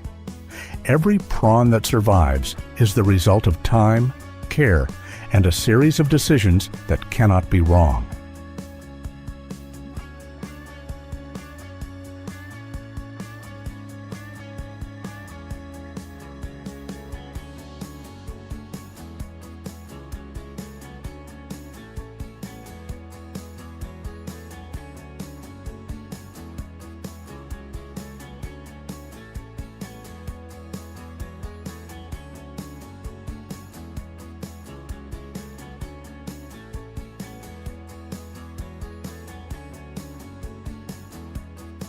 If you want to continue exploring the stories behind the true value of food, where the numbers don't just appear out of nowhere, subscribe to the channel, turn on notifications, and join us on our next journeys.